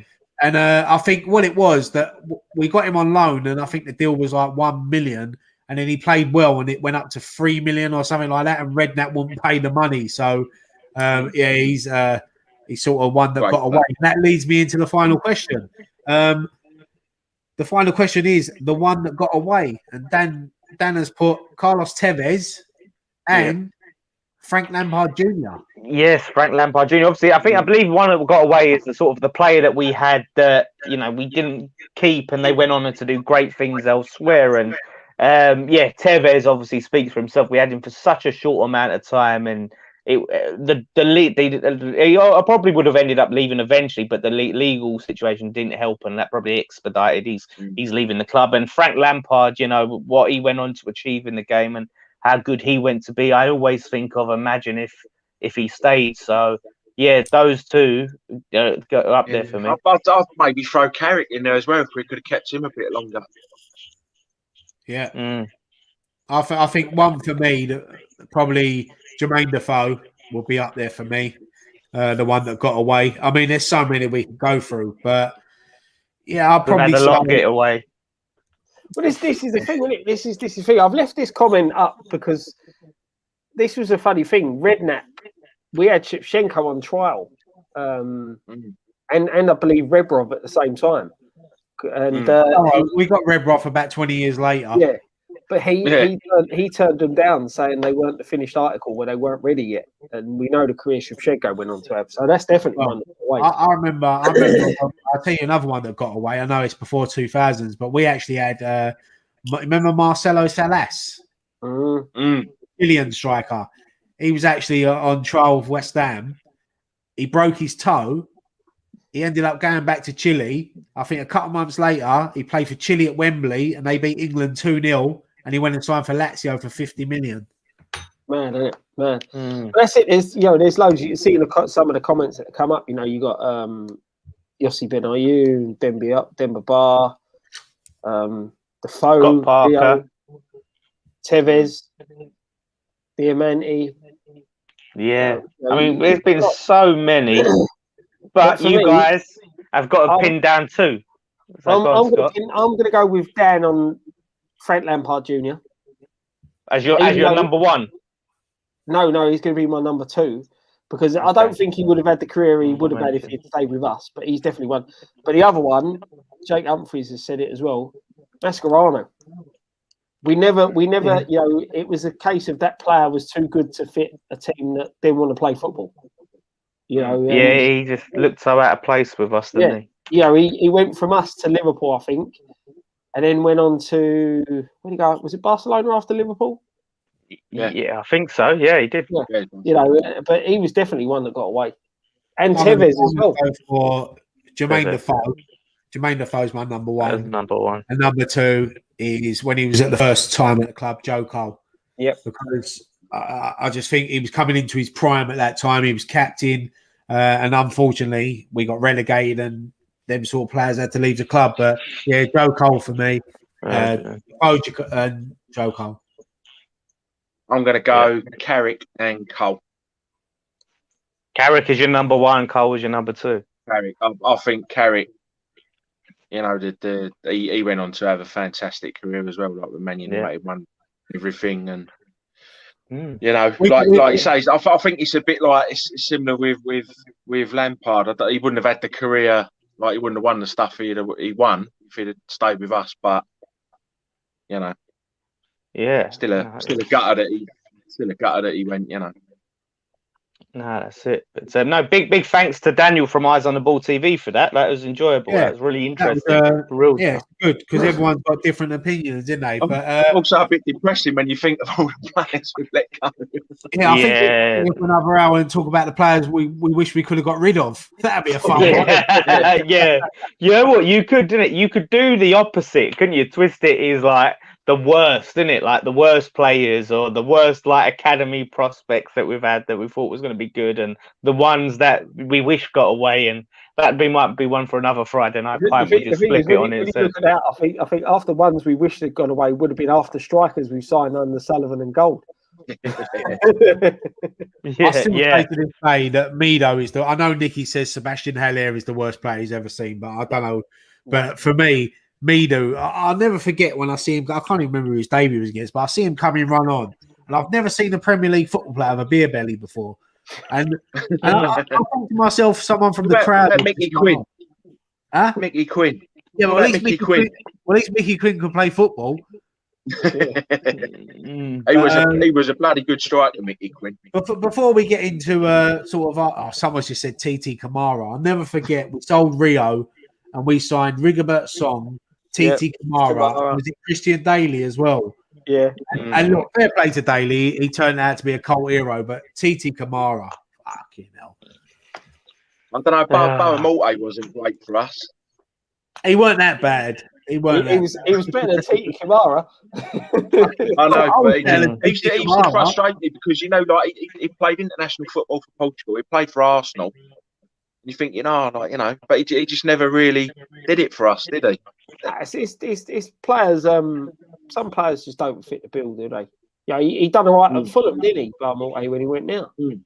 He just didn't. I mean, don't get me wrong. He did have some decent games for us, but more often than not, he was pretty anonymous. There's a few people saying about Todorov. When Nicky's on next week, he'll tell you the story about Todorov. Me and Nicky see Todorov in the job centre, and that's not a lie. That is not a lie. The geezer was desperate. But right, let's before we go to sort of ask us anything and then the show on a bit of a laugh. Quickly preview the Arsenal game. Yeah, we'll preview the Arsenal game. But before that, I just want to say, obviously, thoughts go out to JC's uncle passed away today. His uncle Kevin passed away today from cancer. And big West Ham fan, Uncle Kevin was, and great guy. So it's a shame. Obviously, not so long after losing his dad. So, and I knew Kevin since I was a kid, and I never forget when we all went away puntings, and he's like, listen, if you want to get the ladies, but you don't want to dance, just go on the dance floor, give your beer, and just do two steps side to side and clap your hands like that. Just side to side. That's all you got to do. And trust me, the ladies will come. And it worked. So, he was a great character and a great guy, and top West Ham fan, and he'll be missed. So thoughts go out to Jace. Yeah, he's been through it, old poor Jace, isn't he? So thoughts go out to him and his family. Thoughts with Jace, mate. Hopefully the boys can win it on Sunday for him. So it's the Arsenal game. So fingers crossed. Yeah, we'll quickly go through this. I mean, look, Sunday's going to be a difficult game, but it's a game that I think we can win. And there's a lot riding on it. We've got to be better than what we was last week. I mean, even having one shot on target would be an improvement from last week. But yeah, as we said earlier in the show, Ben Rama coming back, Fornell's coming back, hopefully Lingard coming back. It is worrying because we've not played well in the last two games. We didn't play particularly well against Leeds and got the win. And again, we didn't play well against United. And as I said, we've played well against Arsenal. I think the last three times possibly four times we played them and ended up losing. So maybe this is the time that we turn it around. Maybe we're due. We're due. Yeah, this is the thing. This is where if we want to be pressing for that top 4, top 5, top 6, whatever you want to call it, at the end of the season, we can't afford to have a bit of a dip. As I said, not playing well in two games, 1-1, lost one. We need to turn around. The draw won't be the worst result, but I think it's Chelsea. Is it Chelsea after Arsenal, after the international break? Yeah. We've got some tough games as well. Yeah, that's what I mean. We've got some tough games coming up, so we need to get a result. I mean, look, we're sitting fifth in the league. Arsenal are 10th. If we win on Sunday, that puts us 10 points clear of Arsenal. Mm-hmm. For me, where we are now with 10 games to go, if we finish anywhere like below 7th, I'll be disappointed, and that's crazy to say because if you would have offered me 12th at the beginning of the season, I probably would have took it. But the season we've had, and the players we've got, and listen, unless we get barring any injuries, of course, we've got the team, fully fit team that can challenge that top 5, top 4. So I would be disappointed if we finish sort of below 7th with 10 games to go. But I'm with you, mate. I totally agree with what you're saying. It's not the and that's crazy. That's crazy to say because we was in a relegation battle last year, but that's another season. This is this season, and I really think that if we finished 6th, 5th, or even nicked that 4th spot, it'd be something that we'll be talking about for a long time. We've got Wolves up, Wolves, Leicester, Newcastle, then Chelsea. So you've got Wolves ain't having the best of seasons, but always a tough game. Leicester, hard game. Newcastle, we never play well again, never do well up there, and then Chelsea. So this is Arsenal's game. We need It's a tough run of games. Yeah, if you want to be still up there coming into that last 5 games of the season, 4 games of the season, whatever it is, we need points now. Look, as I said, it's been a fantastic season so far, but like Ryan said, we don't want to see it peter out and we finish below 7th. We want to be pushing and pushing as long as we can. Yeah. Yeah, it's like I say, it's a huge game, and like I said earlier, I'm so sick of battering Arsenal and them coming out with the 3 points. And this is a game where, if we do go for it, and look, Mark says, I hope he didn't play negatively like he did at Man U, and I feel we looked at Man United like they were still under Ferguson, and I don't want him thinking we're playing the Invincibles this Sunday, because that is a team with a lot of problems, a lot of frailties, and of course, look, they've still got quality in that side. So yes, we have to respect them and we can't take them for granted, but we have to believe in ourselves. We have to bet on ourselves that if we turn up and play our A game, we can get a result. And I think Lingard missing that Man United game, I think he'll be hungry, he'll be coming at the bit to come back in and contribute, and he's going to give us a massive lift, and we can overly expose a lot of their weaknesses. So yeah, I believe this is a game we can win if we turn up and bet on ourselves, and we've done well against like the mid-table sides and things like that. So why not? Technically, Arsenal are a mid-table side at the moment. So they are. They are. Yeah. But the only player that really worries me because I think Saka might be out, which is a massive boost for us. But I think that Lacazette's got quite a good record against West Ham. I think he scored like 4 in his last 5 against us. So he always seems to. I mean, I was at the game last year, the last game that we went to when we lost at the Emirates, and Lacazette scored the winner that day for Arsenal. So, and we played well that day. We should have got a result, but we ended up losing. And that's what I think you were saying. I think Graham said it earlier in the show. I'd rather play shit. Trying to refresh because do I sound like a Dalek? Sorry, someone said I sound like a Dalek. I was trying to refresh. Yeah, all right. Let me refresh the thing. Sorry, right. I'm trying to come back in. Right. Yeah, I mean, listen. If Arsenal on our day we can beat Arsenal, so it's going to be a tough game. But I've in my predictions this week in the fantasy thing that I do. I've gone for 2-1. 2-1 West Ham. So I think it's going to be a reverse of the fixture earlier in the year. I think. Let me just get that. Hold on. Yeah, West Ham 2, Arsenal 1. So yeah. See, this is the thing, is it? It's just this because it's Arsenal and we have this sort of voodoo where we can't beat them. But I fancy this to Nicky. I think we will this time. I'm going 1-0. Yeah. I'm going 1-0. What would you guys do? Would you start with a 5 at the back, or would you start with a 4?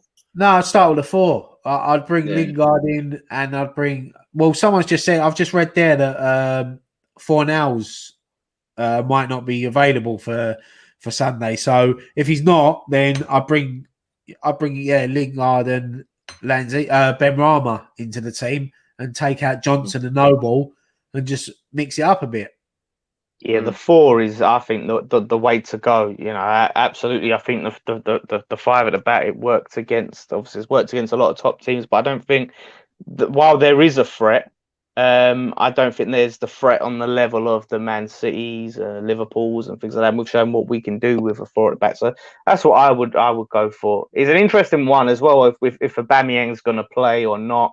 He had that situation against Spurs. I mean, this still is baffling that he was late to a North London derby as the captain of Scott's just said that X has said Fornals is fit, which is great news. Then if he's fully fit, then I'll bring him in. Bring him in. Yeah, get him in, get him on.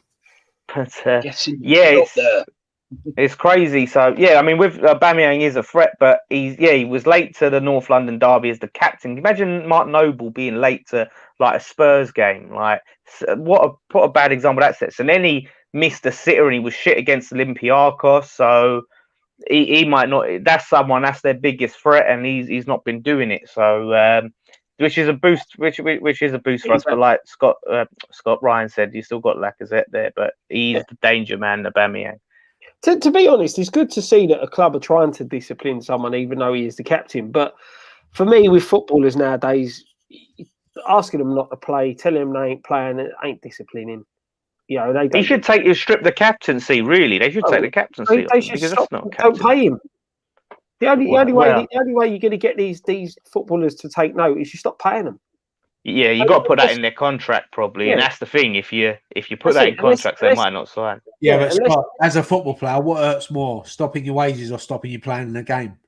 That's it, but it depends what you're in the game for. Well, Aubameyang's a multi-millionaire, so I don't think even if he lost 1 week's wages, it's not really going to bother him, is it? Really? But that's it. But it's good on teams punishing players, you know. But he's missed out on, and that was a big call from Arteta to drop him for that game, but they ended up winning, so it's the right decision. But yeah, so what's your predictions then? I've gone 2-1 win. Yeah, I'm going 2-1. I've said 1-0. Lingard, I think will score, and I think we'll have Souček is long overdue a goal from a set piece. Wow, was he? So Souček and Lingard on the score sheet. We've all gone for wins. So when I sit here on Sunday saying, "Oh, post-match point, West Ham 1, Arsenal 4," the thing is, though, is anyone get annoyed when it comes up that graphic of West Ham have been scored the most goals from set pieces? I sit there and start panicking, thinking, "Oh, now teams are going to try and work." I love it, Scott, because I sat there for years thinking, "Why can't we get a corner in? Why are we not scoring from set pieces?" But apparently Yama and Masuaku. Oh no, we said that about Yama and Masuaku. So they played tonight, the under-23. So that's good. Someone said they was 3-1 up. So hopefully they get enough to run out. But it's that time. Ask us anything. Don't forget to like and subscribe. We're on the road to 60k, 60,000. We're going to fill that London stadium with our subscribers. Not literally, you know. But it's that time of the night. We've got 20 minutes left. Because I know Graham's tired by the looks of it and hungry as well. He usually has his dinner about 11 o'clock at night. Got Shepherd's Well, we might as well start with this question as West Ham related. Have a pint on me, WHF TV. You lads are brilliant week in, week out. Make Friday nights you make my Friday nights. So cheers. Thoughts on Antonio playing for Jamaica? Well, he did get called up, did he? He made himself available and they didn't even call him up. Well, I don't know if it's been made like they've signed it or whatever. He's done what he needs to do. But I think there was the story coming out that he'd made his decision and he has decided, he's to play for Jamaica. Which look, I think it's good for him. I think a lot of fans are worried about injuries and that. And like I've said before, we shouldn't be relying on Michail Antonio by the time he's looking to get into the World Cup.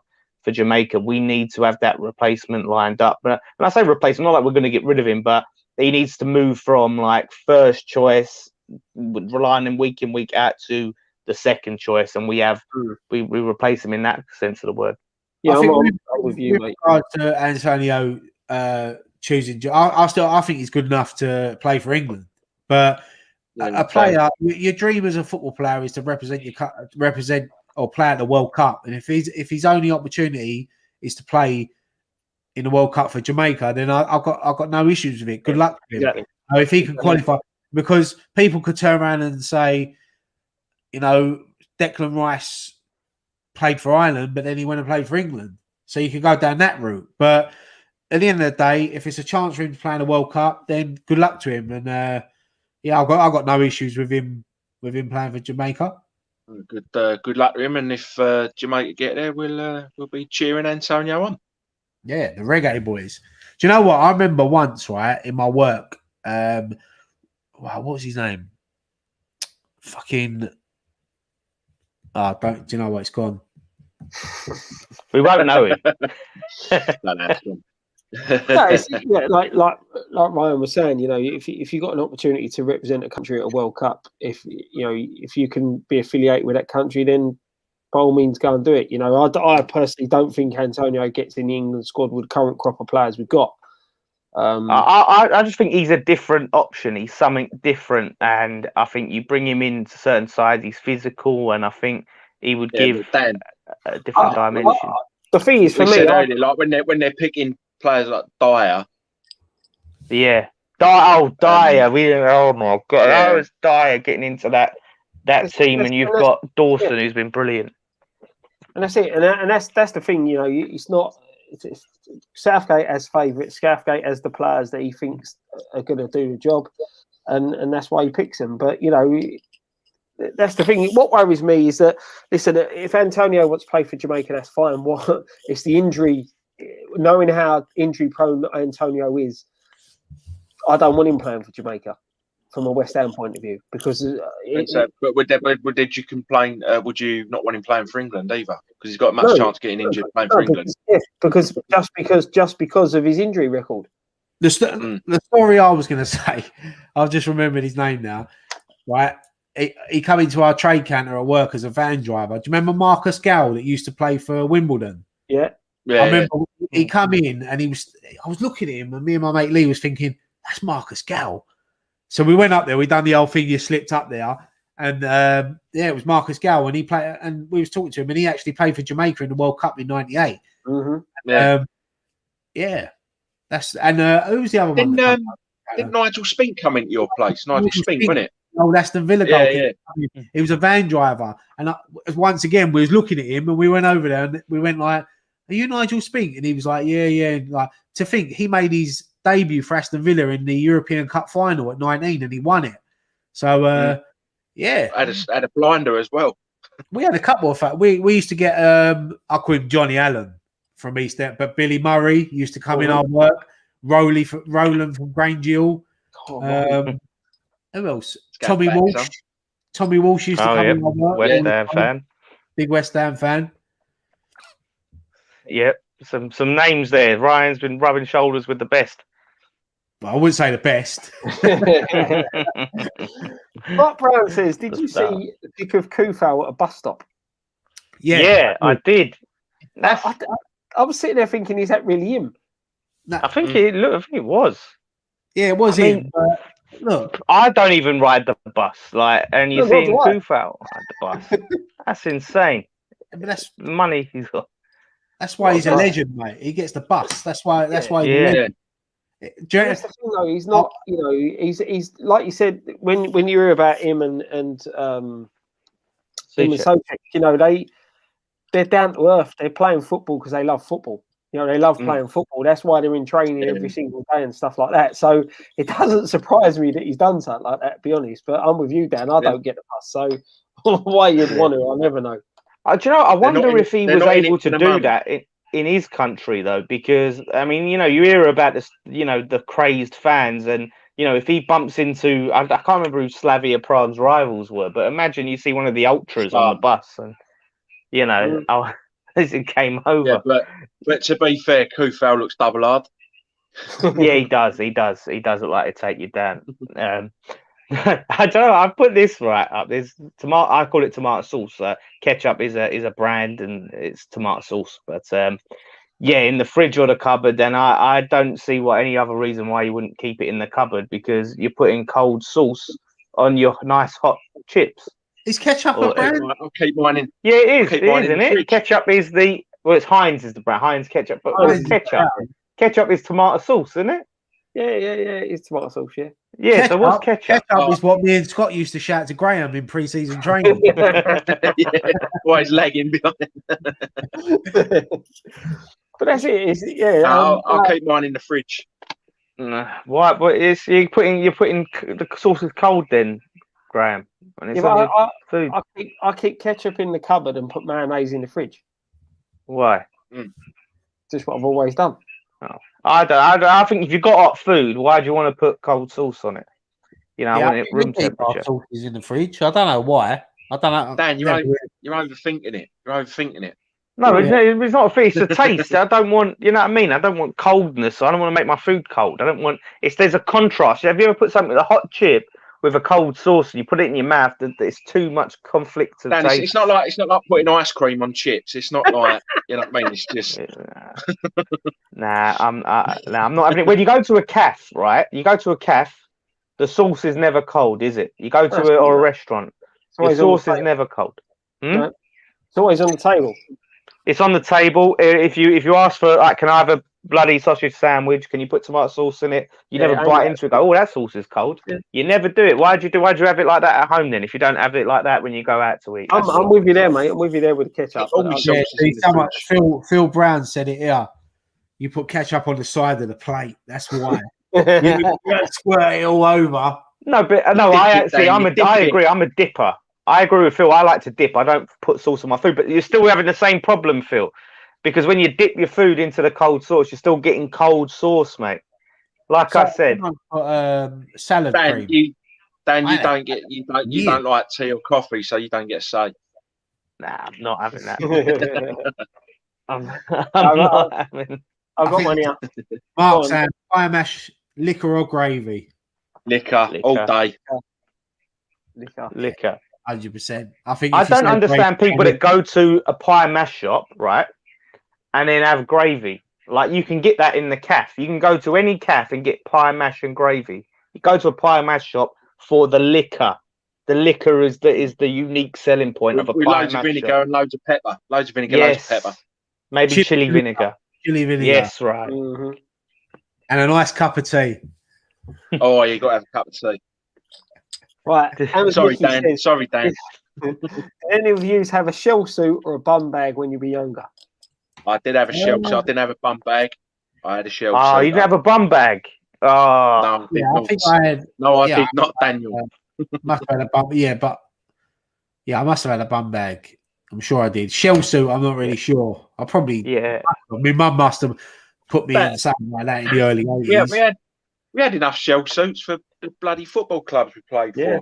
Yeah, I think there's some pictures of me in a shell suit going around. I think there's some pictures of me in some lively, colourful shell suits as a kid, and I had a bum bag. In fact, I was rocking a bum bag a couple of years ago in Cyprus. Actually, I decided I wanted to bring the bum bag back. I wanted to bring it back because it's convenient to have something with your waist, and you can have all your bits and pieces in it. He was went out of fashion quickly. You remember the In-Betweeners movie when Will's got that belt with the emergency money? Bum bags are great. Shane's asking, what's your favourite Twitter accounts? I like the West Ham clips. Yeah, West Ham clips. Fake Colton goal. Yeah, fake Colton goal. Joey O'Brien account. Out of context, Hearn's quite funny as well. Yeah, out of context, Hearn. I'll tell you one I do. I love 80s. You'd like that one. Yeah, I have to get on that one. Boring James Milner, I like. Boring James Milner. Yeah, but James Milner. He has lately. James Milner now does it, doesn't he? Yeah, James Milner done it. So. Yeah, there's some good ones. I probably forget, and it's. Want to know, what's your trainers of choice? What, like brand? Sanders. Yeah, just like your brand or particular. I love a pair of Gazelles, but lately I've been buying the old school classics, Reebok classics, and they're so comfortable. They just remind me of, like, honestly. My last 2 or 3 pairs have been Sambas. I've had Sambas the last 2. I'll tell you what, though, right? When I nearly got a whack around the head from this. When I was sorting out my stuff moving out, I found a bag at the top of my wardrobe, like, that shop Shoe in Lakeside. Mm-hmm. Yeah. Fuck's this. So I've opened it up, and there's a fucking brand new pair of Lacoste trainers in there that I bought in 2019, in January 2019. I'm not even fucking worn. And I've been turning around saying, I need a new pair of trainers. And I've been buying a couple pairs of trainers, and they was fucking in there. The receipt was still in there. I think, fucking hell. So that's nice. Nice little bonus. Summer trainers I ain't got a full cap for this year now. Nice little Brucey bonus. What is it? It was like, when you're cleaning, like, when you go in your old jackets and you find a tenner in it. That's what I felt like. Yeah. Happy days. Here's one for you, Gray. Where's it gone? Smart Frog Education, Tony Cottee or Frank McAvenny? Oh, love them both. Love them both. And I have met Tony Cottee, and he's a very, very nice bloke. Great. Can I just say as well, you've met Frank McAvenny as well. I have met Frank McAvenny, but I actually interviewed Tony. I interviewed Tony Cottee. I was with you, Graham. I was with you, Graham, when we met McAvenny twice. Yes, I know, but I've interviewed Tony Cottee. I've had a brief hello. I've got a photo on my phone of me, you, Cottee, and McAvenny. Yeah. In fact, you can go and watch that interview after this if you haven't seen it. Go and watch Graham's interview with Tony Cottee. It was a good one. Mm-hmm. But I mean, when I was a kid, though, like McAvenny, I idolised McAvenny when I was a kid. For me, Tony Cottee's like, he's got a special place for me because he's the first player I ever see score live at the Bowling Ground. He's the first player that I ever met. And the day I was born, he scored. We played Wolves at home on the 10th of March, 1984. And we drew 1-1 and he scored. So Tony Cottee's always like been him. And I've met him a couple of times and he's the same height as me as well. So how are you, Ian? Yeah, I have to give him the edge. He's a West Ham Academy product. West Ham fan. West Ham legend. Yeah, he's West Ham through and through, and locally East London boy. I think that the difference in the two, like Cottee, like you say, come through the academy, and he is a West Ham legend. McAvenny's the other side of the coin. He's the bloke like I think he come into professional football quite late. I think if the question was, who would you rather go out on the piss with, Tony Cottee or McAvenny? I think we'd all go McAvenny for that one. Yeah. But like with McAvenny, when he played, like the way he played and on the pitch and off the pitch, it was like he was living the dream for like most your average bloke on the terraces, wasn't he? Matt wants to know, Graham, have you ever been on holiday and wore a mangini?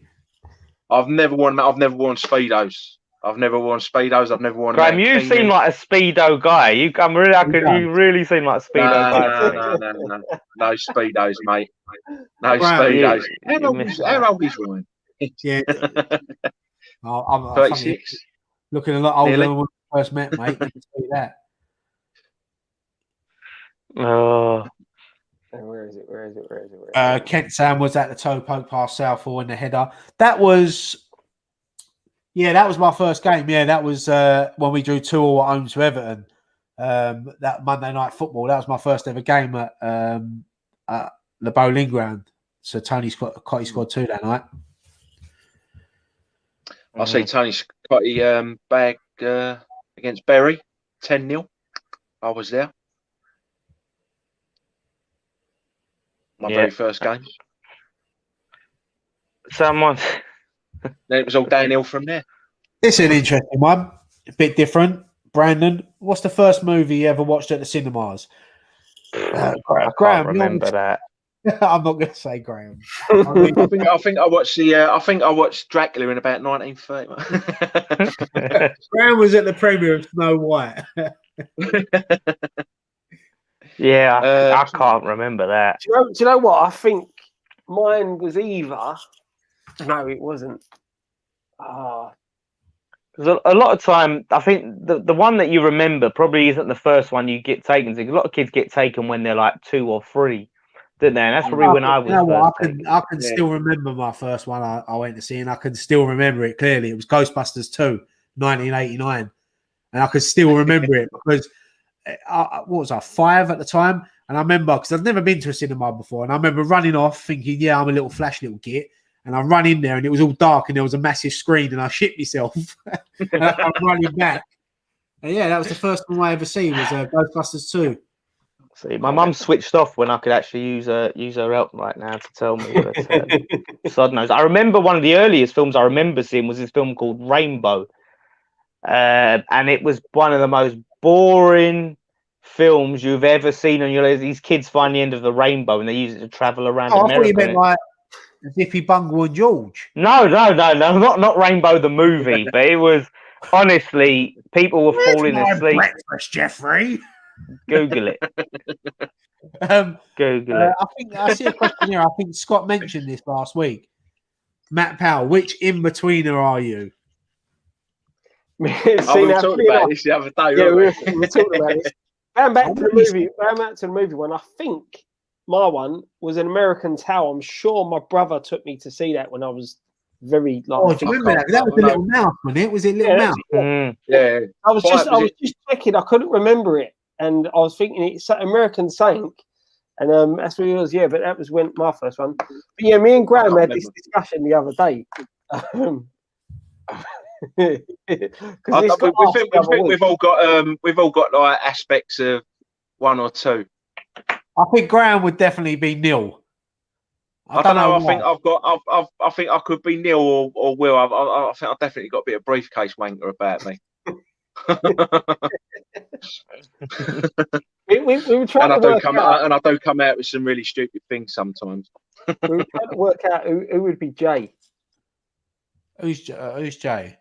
The one who always tells the tall tales. One of those where if you catch a fish, his fish is 10 times bigger than your fish. He's one of them, isn't he? But it's tough to work out. I think it's a good question.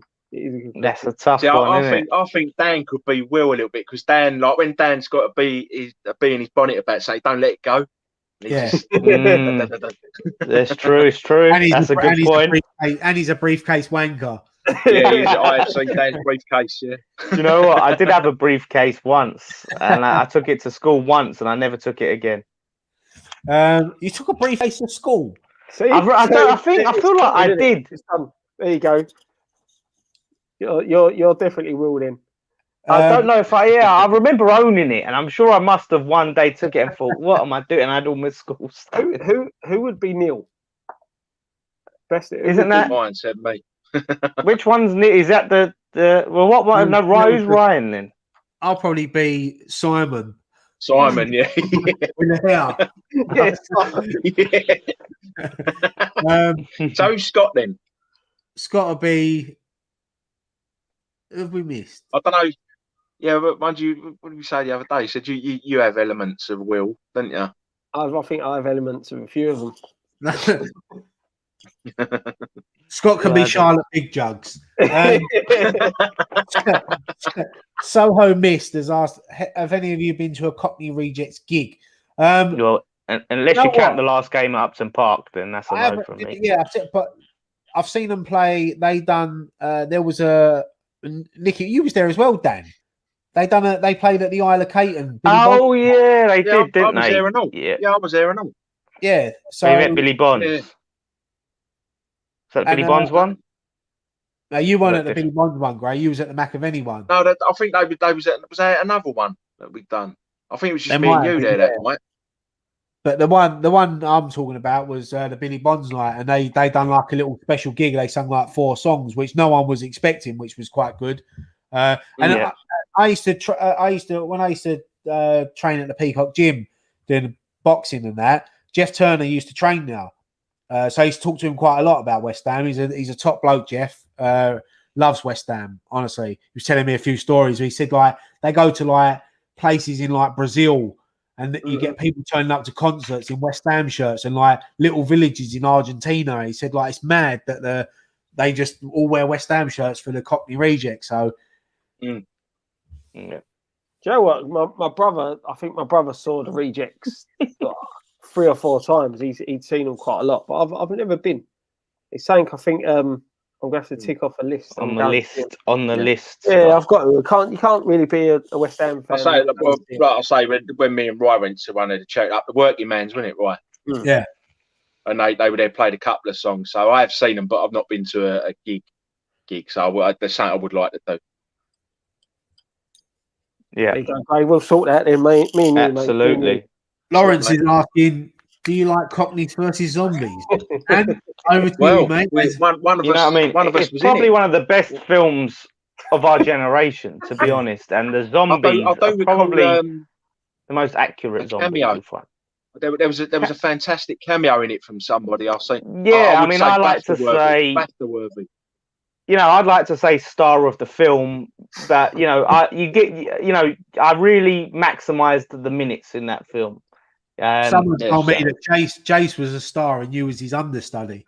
Listen, you look at that, right? The camera's on me. Jace is only in the shot because he's over my shoulder. The camera was loving my zombie work, right? So don't listen to these rumours. This is a funny one. Sam Field, describe each other in one word. Oh, bloody hell. So, Ryan, I'd say hair. I'd say funny. But Roy, I'd say Dan. Cheers, Tight. Greg. Tight.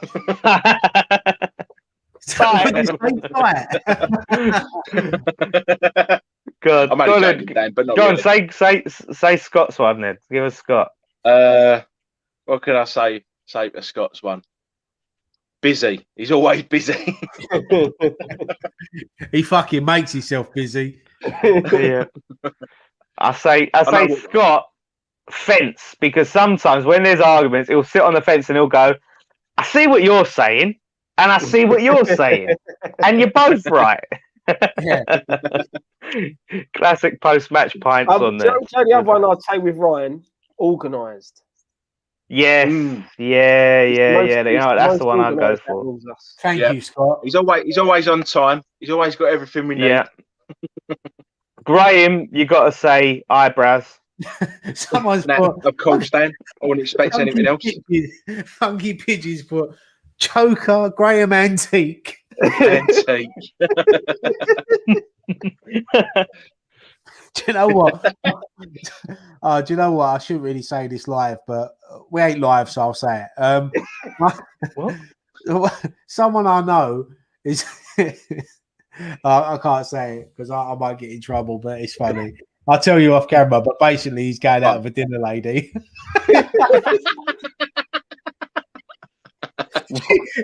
she looks like Aunt Bessie. Oh. Dan, your mum says you're argumentative. Mum, you weren't there when I needed you for what was the first film I ever went to the cinemas to see. Now you want to come and have a pop. I'm proving a point now. I'm having an argument with Mum over the film. Your mum called me cheeky, Dan. Cheeky. I'll tell you what was cheeky with your mum. I remember when she nicked Nicky's vodka on the statues on the last game of the season. That was the best thing I've ever seen. Me and Dan was sipping a beer quietly. Nicky come out of the shop with a bottle of vodka and your mum grabbed it off of him. And Nicky's face. I don't remember that. That was a great day, that was. Oh, I had quite a lot to drink there. It's there's a few. Oh yeah, people will probably go Vane for Ryan because he's like I said, he's got. I said my mum agrees with Scott Fence. She said the same thing as me. That cements it. Dan, how can you call me Vane? Look at my hair. Look, I didn't call you Vane. No, someone put it in the comment. Where is it? Right, there you go. That's how you should have it, Ryan. I think that looks better.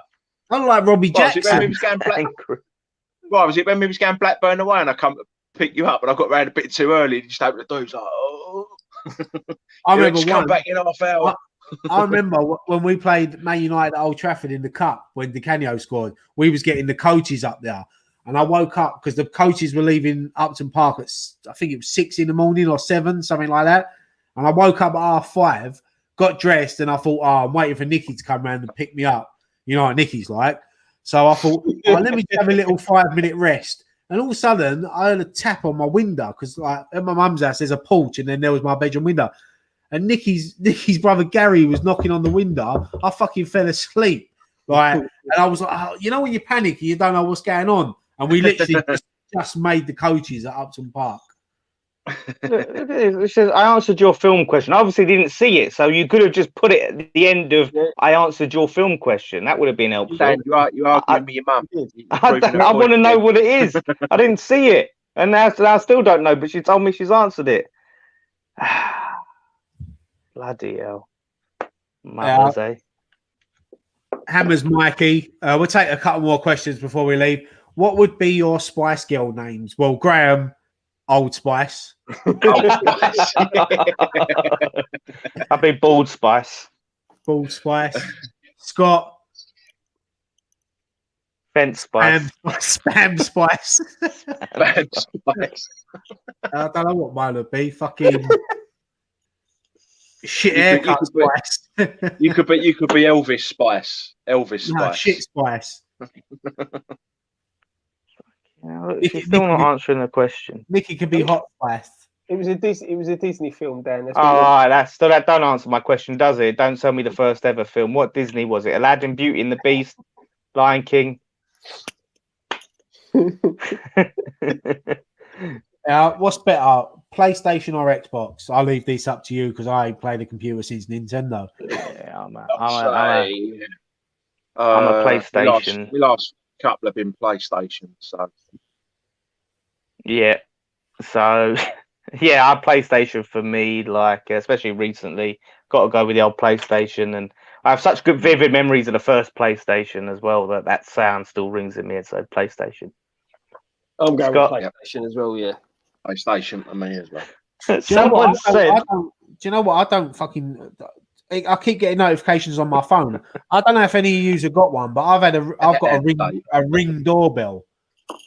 Yeah. Oh yeah, And I yeah. find myself watching that more than TV now. I'm fucking walking past the house. I'm like, oh, one of them ones. I'm getting dug out about my age here, aren't I? Graham Spice would be out of date.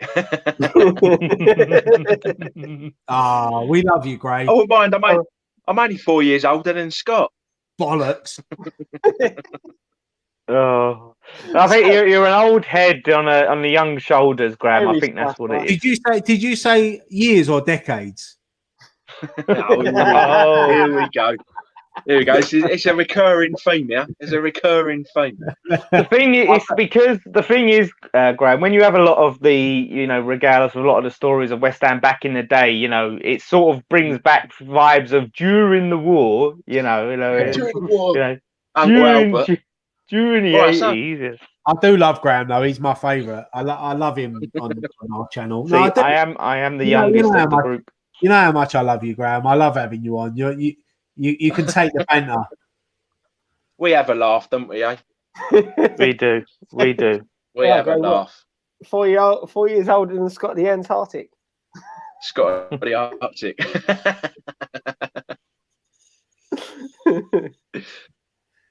Right, we'll take a couple more questions and then we'll call it a night. How long have we been going now? 2 hours. It's gone quick tonight. Enjoyed it. Yeah. Go on. Uncle Albert or Granddad? I was just about to choose that one. Granddad all day long. Granddad. I gotta go, Granddad. I think this has come up before. I like. Listen, I loved Granddad, but I think I'd probably sway more towards Uncle Albert. Uncle Albert was a little bit. I can see he'd done more, didn't he? He did do more, but there was something. I don't know. There's something about Granddad. Yeah, Granddad had a dry sense of humour. Yeah, he had a dry sense of humour. Granddad was in the Chandelier episode.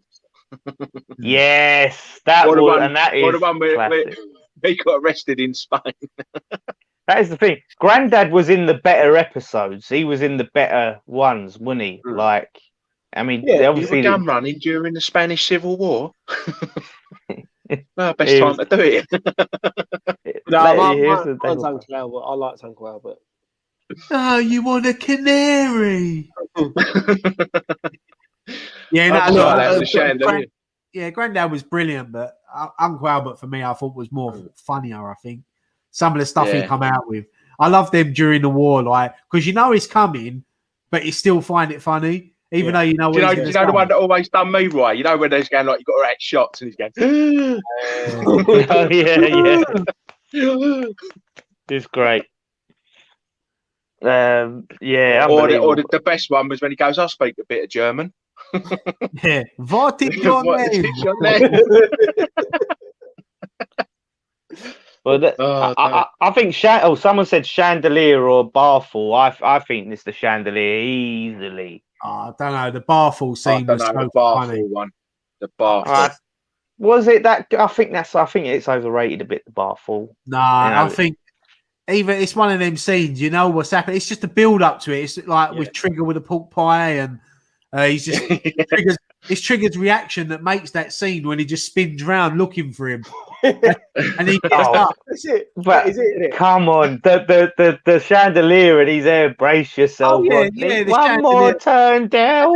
That's based on a true story, isn't it? That was that happened to John Sullivan, because most of the Only Fools and Horses things are based on John Sullivan's life, that things that really happened in his life. So, we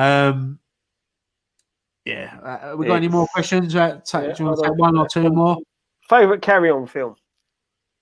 I'll be honest, I'm not really a Carry On fan. I watched them a lot as a young. I can't remember what it's called, the one that was set in the medieval times, because I liked a lot of historical stuff. I can't remember what it was bloody called. Carry On Henry. Carry On Henry. Is that it? Carry On Henry? Camping obviously is one of the classics, isn't it? Carry On Camping is one of the ones that you think of. Mind you, I quite like the old black and white ones, the early ones as well. Interesting. Yeah, I haven't seen too many of them ones, but I was more. There was one on Carry On Sergeant was on last week. That's a good one. Yeah, I was more Got Monty Python. I watched more. Monty Python is a different class on it altogether. It's a different. I watched more than that. I didn't really watch a lot of Carry On films. They was probably on when I was growing up, but I didn't really. It's because there's so many of them. There was just shitloads of them, and they just pumped them out. But it was a great cast of actors, like comedic actors that they had in them, and a lot of the time they played the same sort of character in every film, but it was in a different setting. And I got a kick out of them for sure. That's the thing. I like both of them really, but Carry On Camping is one that always sticks out. Hammer's Mikey's put Mr. Bean or Frank Spencer. Now for me, look, Frank Spencer, Mr. Bean. I love watching Mr. Bean. I still watch it now. Honestly, I love it. I find it so funny. And I'm not really. I wouldn't say I'm a big fan of Rowan Atkinson. I like Rowan Atkinson, but the Mr. Bean character, honestly, I love it. I love watching. Mr. Bean isn't even my favourite Rowan Atkinson thing, interestingly enough. But yeah, he's a legend. The thing that makes Mr. Bean so great is that you don't need to speak English. He's great in every country around the world. They know Mr. Bean and love Mr. Bean. But I have to go Frank Spencer because when I was a kid and they used to show the reruns of Some Mothers Do Have Them, and he used to have me dying of laughter, honestly. Oh, Betty, honestly, and that's the roller skates episode is the classic one when he's on the roller skates, if you remember it. He holds onto the bus, and as he's holding onto the bus, the conductor comes out because he's like, give me the money, and he's getting the money out, and he's fucking going over the hill, and he ends up in the fucking baby's crib. It's classic, absolute classic. Poor old Betty. I know. I don't know how she put up with him, but that's a bit. Funny enough, there's someone in this room that actually starred in Mr. Bean the movie. Scott down the bottom now starred in Mr. Bean. He was also in Ghostbusters 2 as Janosch. I do like Mr. Bean the movie. Mr. Bean is quality. Honestly. Picture of Whistler's mother. As you're on the subject of comedies, Young Ones on Bottom. Bottom. Do you know? I do like Young Ones. Bottom. I like Bottom. Yeah, Bottom quality. For me was fucking hilarious. It's such a. You know what? There's only when celebrities die. There's not many people that when they die, I get really upset about. And there's two in the recent years, and one was Rick Mell, and the other one was Robin Williams. But Rick Mell, when he died, he was just a naturally gifted comedian. He didn't even have to try, and he was just funny. And it was such a shame. Full of energy, and like him in Blackadder when he had his Flash. I think it was Flash Thompson or whatever. Flash Art. That's it, not Flash. I think that's someone else. Flash Art. He was brilliant. Yeah, and I think even in Drop Dead Fred, he was brilliant as well. Good in that. Really good in that. Yeah, I think Bottom was like an evolution, wasn't it, of what they did at Young Ones. I thought. What was the film, right? The Bottom film. Was it Hotel? Guest House Paradiso. Guest House Paradiso. What's the other one? Hooligans Island, wasn't it, or something? Oh, I've seen that one. There was two they done, weren't there? I love one of their live ones. But if you go on YouTube and watch them when they go off script, it's so funny. They just used to go off script and they forget their lines, and they was just him. What's his name? Edmondson. He's another. Last thing I see him in was obviously he was in EastEnders for a bit, but he was in the Star Wars, the new Star Wars films. Actually, it's naturally funny. I love naturally funny people when they don't have to try. They're just naturally funny. And Rick Mel was one of them. He could just sit there and pull a face, and you could. And you know what the interesting thing is? Have you ever, Greg Davis? We was talking about In-Betweeners earlier. Greg Davis that plays obviously the headmaster in here. If you look at him, he looks like Rick Mel sometimes. Yeah, the faces he pulls. He reminds me so much of Rick Mel, and funny enough, they're really good friends. So it was the character of Rick in it because he played a similar character in Young Ones as he did in Bottom, but it was like the older version. He was just this like loser character, wasn't he? But he was just the sort of person that you just look at and you think, what a prick, like and he's just everything, and that is everything what we love of British comedy. And I see this analysis about the difference between it was Stephen Fry talks about the difference between American comedy and British comedy, and the difference is, Americans comedy is full of optimism. There's always a good end to the story, and they're rising up. Whereas British comedy, the British comedian always wants to be the butt of the joke. Everything always goes wrong. And it's that, and we sort of identify with that as Brits, and that's why we love stuff like that. And like Bottom typified it.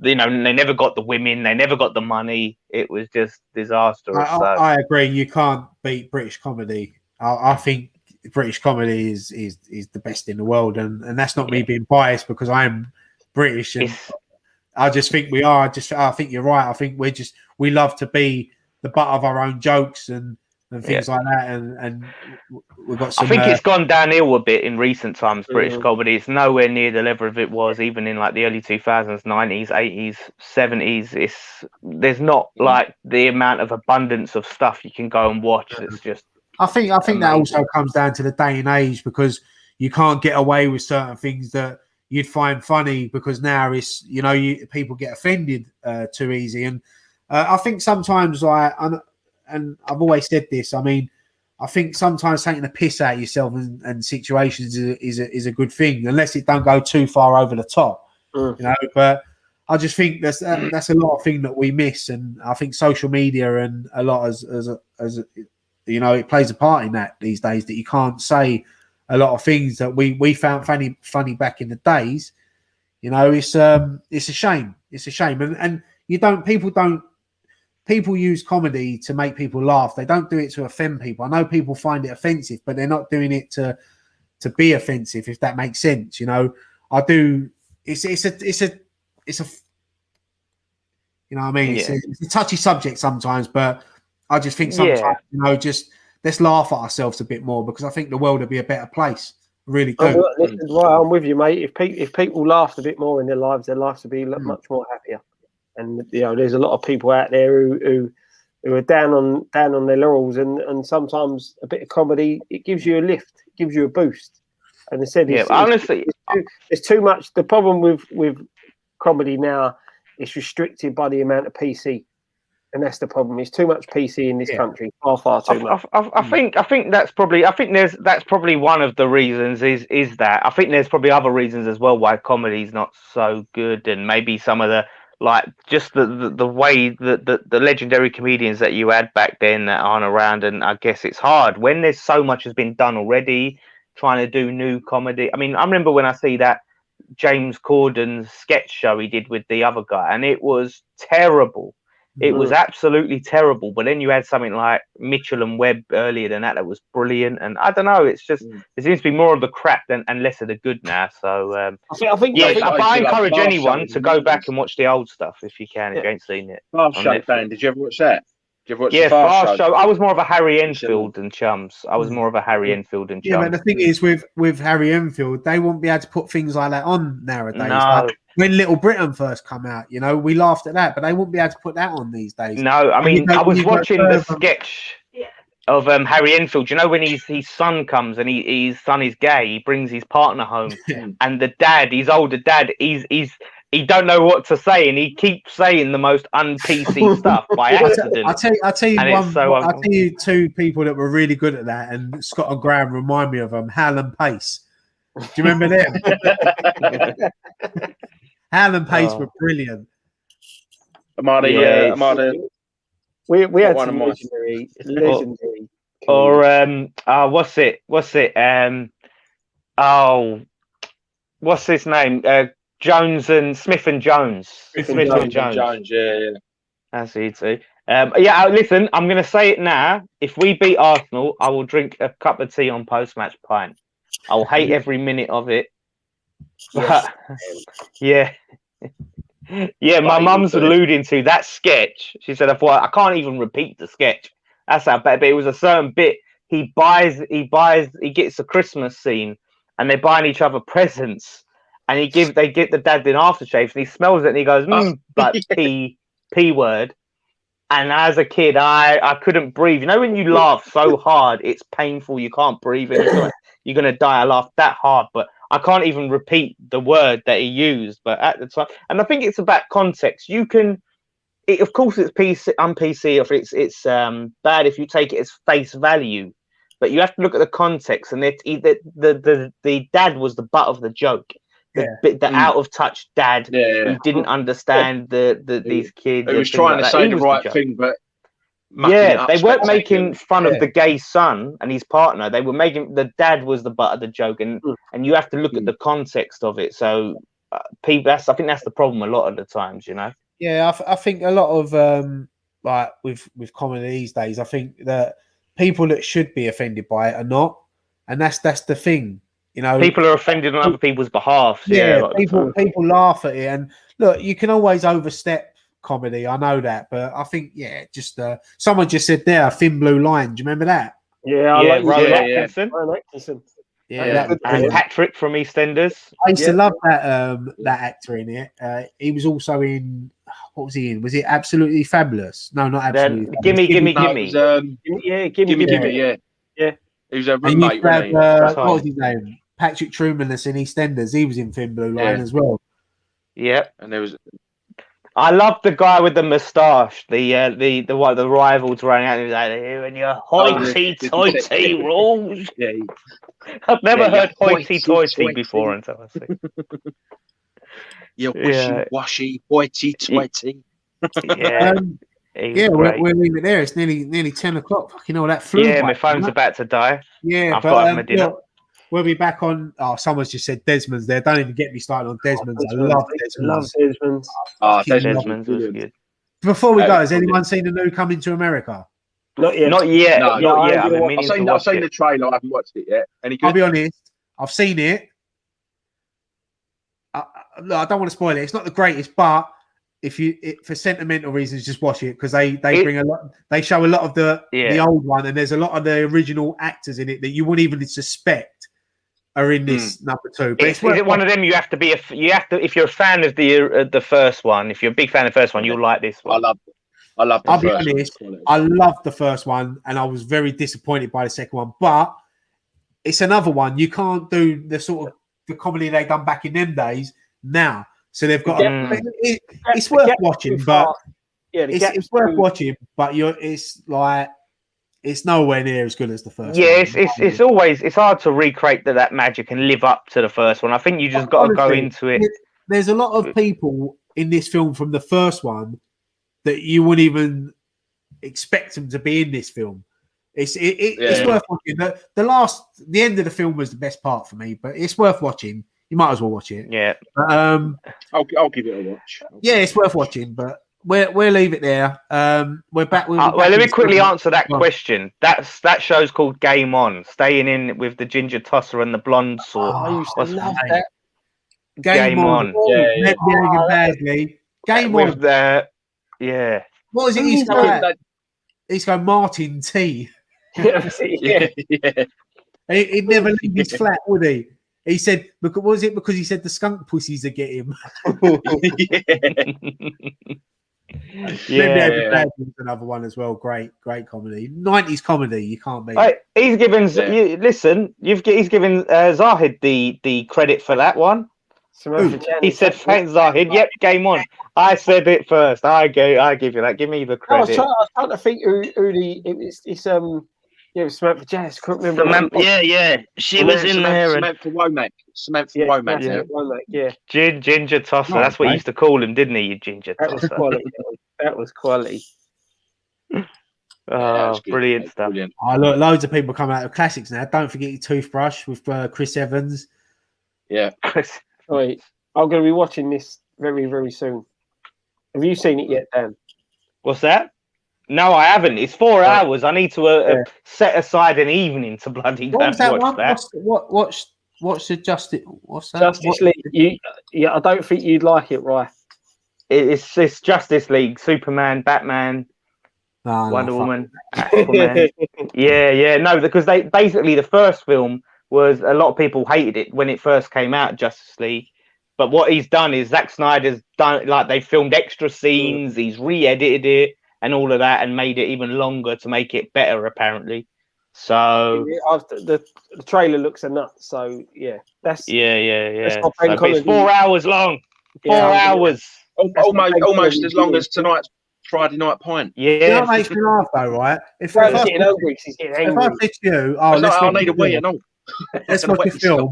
It's 3 hours long. You think I ain't sitting there watching a film for 3 hours. But if you watch a series on Netflix, you can watch 5 episodes that are an hour long. So you watch 5 hours. So weird, isn't it? It's like that choice. You have a choice, didn't you? You can choose to stop watching and then go back, but you don't. With a film, you feel like you have to see it through. Yeah, I started watching something on Netflix the other day. It was called Behind Her Eyes. I watched the first couple. I couldn't really get into it, but apparently it's meant to be really good, so I'm going to keep going with it. I usually have a 3 episode rule. If it's not good by 3 episodes, it's not going to get there. Yeah, the thing is, if I watch a film, if I'm not hooked in the first 20-30 minutes, it's going off. I can't. Really? Wow, that's brutal. Films usually I'll just persevere. I think I've made the commitment to watch it. I'm just going to see it out and see, and that's why I've seen a lot of crap films. But yeah. Sorry, Dan, is this true? I never knew that. No, Zack Snyder's daughter died halfway through filming Justice League, and Warner Bros. Didn't care, wanted him to carry on the film, so they used another. Yeah, Josh Whedon took over, didn't he? Oh, I didn't know about the daughter died, but Josh Whedon took over it. Yeah. Maybe this was the original. Me and Dad are getting a bit geeky. Sorry. Yeah. No, I didn't know. That's very interesting. Yeah, I know someone else took over in that. John, that's deep. Give a shout out for Jim Carrey. He's brilliant. Yeah, I love Jim Carrey. Yeah, Jim Carrey. My wife can't stand him. So whenever Ace Ventura comes on, I always make sure I put it on. I love. Do you know what? Ace Ventura. Early Jim Carrey's really brilliant. Now, I don't think he's his latest stuff. He was good in that Kick-Ass film. He came back. He was like sort of like a comeback. But I just love the faces he pulls. He just cracks me up. He's just. Myself, and Irene. Yeah, I love Liar Liar as well. I think that's a brilliant film. I love the outtakes at the end. Yeah. But, no, I think we'll leave it there because we've. Someone's just said Amazon are doing Ace Ventura 3. Oh, fucking Amazon are doing everything these days, isn't they? Just bring it all back. Just sequels to all the films you used to love. But I'll be up for that. Look, these films probably aren't going to be anywhere near as good as they were, but it's a bit of a nostalgia trip from us who remember them the first time round. So look, fuck it, might as well. Yeah, someone said they're rubber face about Jim Carrey, but do you remember what? Just quickly before we go, I know, but there was another actor that I used to like. His name was Jim Varney, and I think that's where Jim Carrey gets a lot of these. Ernest Saves Christmas. Ernest Goes to Jail. I loved those films. He was the voice of the dog in Toy Story, and he's another one that died so young, and he was a great actor. I love Jim Varney. He was a great actor, and I think Jim Carrey got a lot of his personality from Jim Varney. But look, as we'll leave it there. We've got to go now. That's it. No more questions. Thank you so much. Graham looks like he's going to hurt someone. Graham looks like he's on the killing spree. But look, we'll be back on Sunday for the watch along, post match pint, fan cams. Hopefully, we'll get the win. Graham, as always, mate. I'll leave the last word to you. Give our fine audience your final words. Be nice to each other. Take care of yourselves and each other. That's how we roll. Come on, you Irons. Come on, you Irons. Irons. Thanks so much for watching.